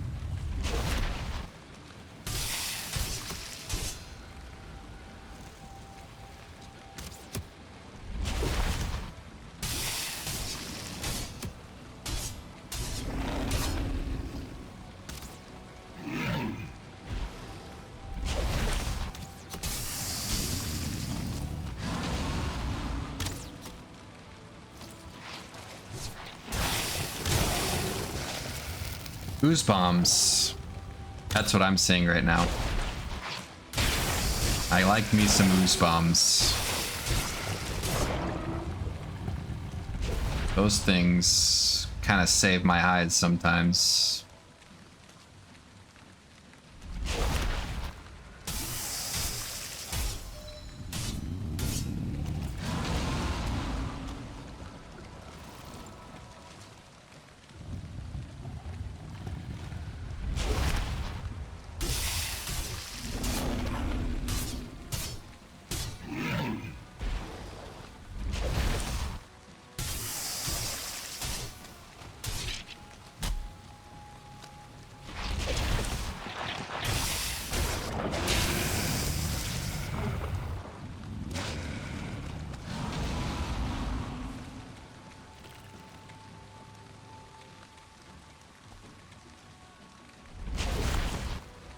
I wish the cooldown on adrenaline was slower, like the threshold for when it starts going down. It's what, like 5 seconds, maybe? I feel like that's a pretty short window.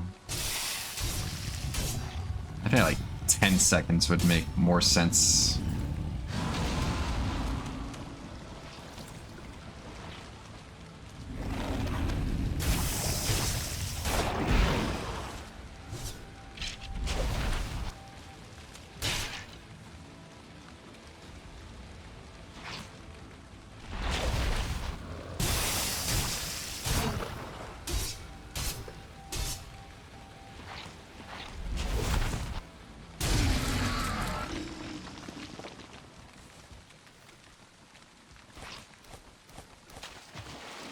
Wishbone, probably the item in this game I have used the least. I don't think I've used a wishbone since the very first speedrun I saw ever. I can't remember who it was, but I saw them use Stag Breaker. I'm like, whoa, that's way better.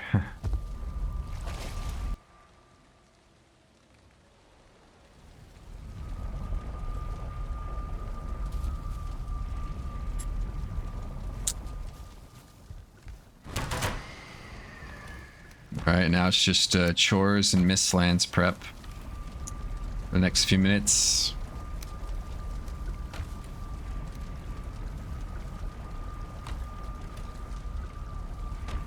Again, the wood situation continues to annoy me.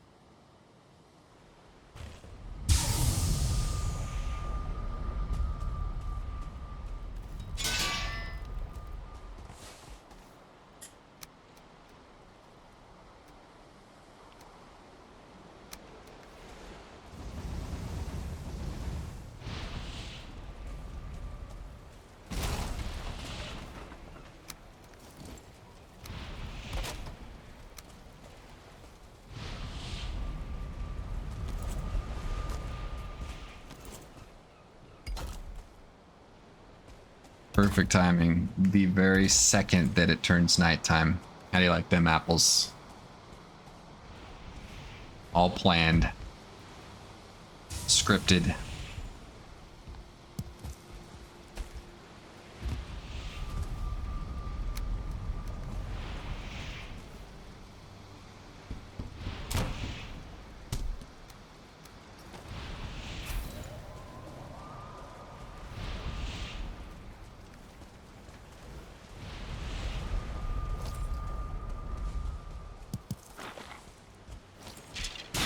So I really only need 6 wisps because I only plan on upgrading Mistwalker to level 3, but I'm used to, like, on hardcore, I'm used to upgrading it to level 4, so I get 9. I just forgot about that.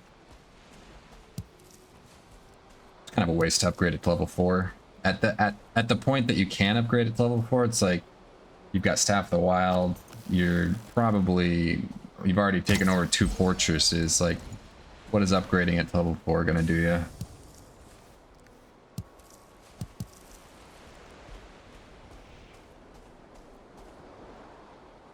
Like, wow, I killed this warrior in 7 hits instead of 8. Or 9 instead of 10, whatever.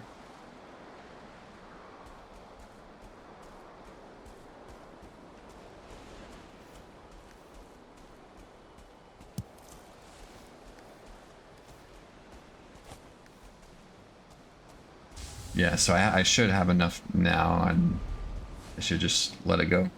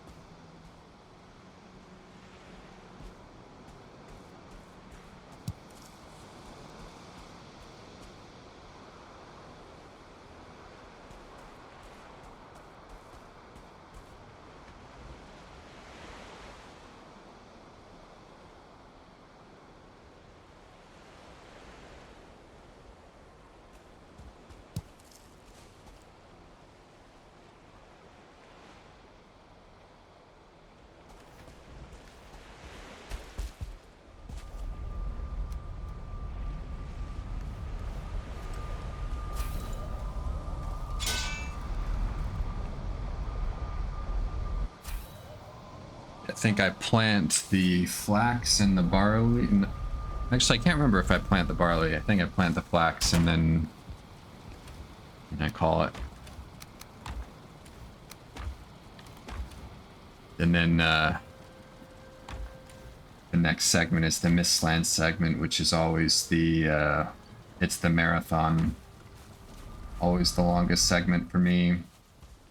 I almost always try and get it done in one go,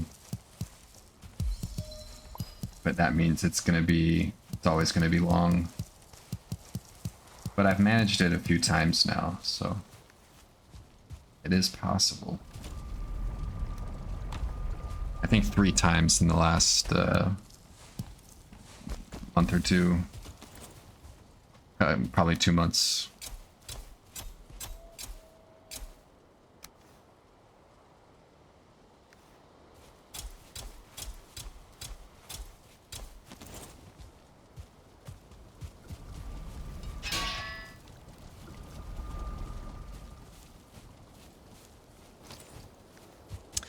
Yeah, I had one run where I was, I had a really good pace going into the Mistlands, and I had a really good pace after finding the Queen, and,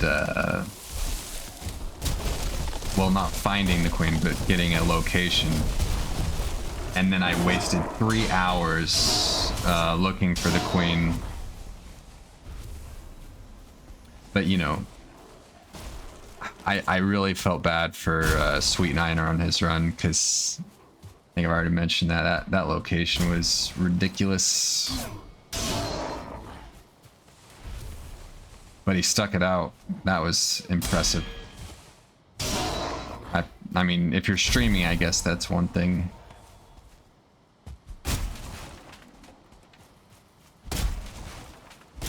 But yeah, like I did find the Queen eventually, and I killed the Queen, and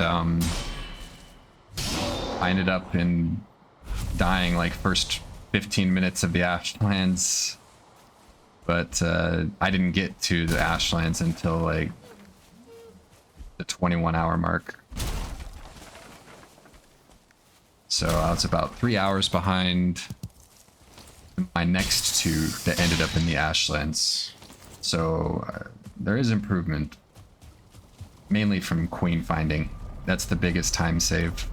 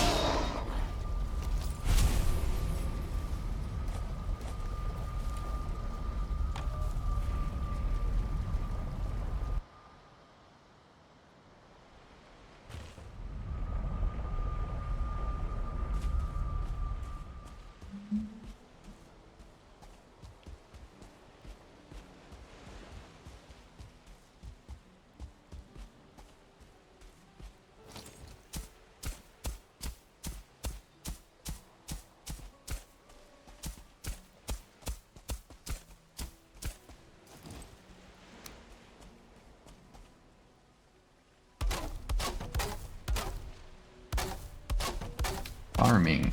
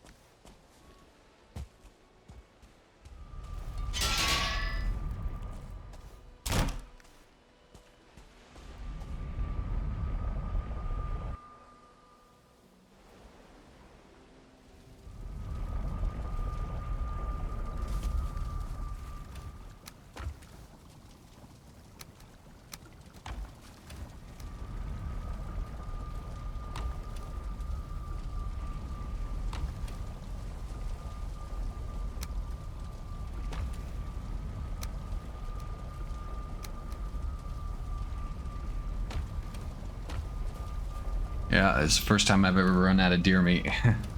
But, you know, I figured not that big of a deal because hopefully I'm getting wolf skewer by the time I run out of deer stew.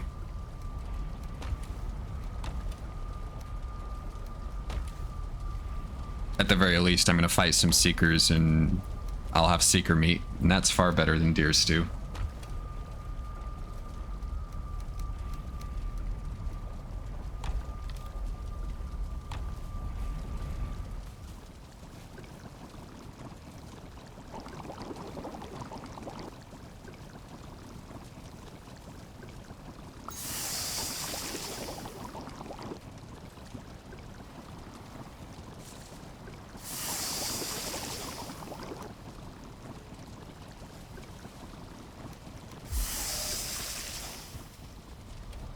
Alright, now I'm ready.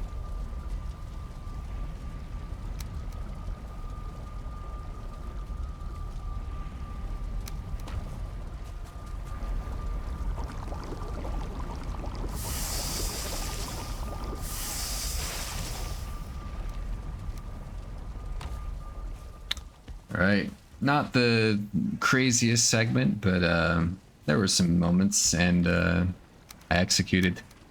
So the next one is Challenge A, Mistlands.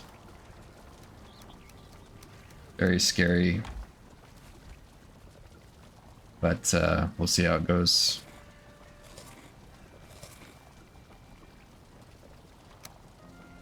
All right, GG's. See you in segment 3 if you decided to watch.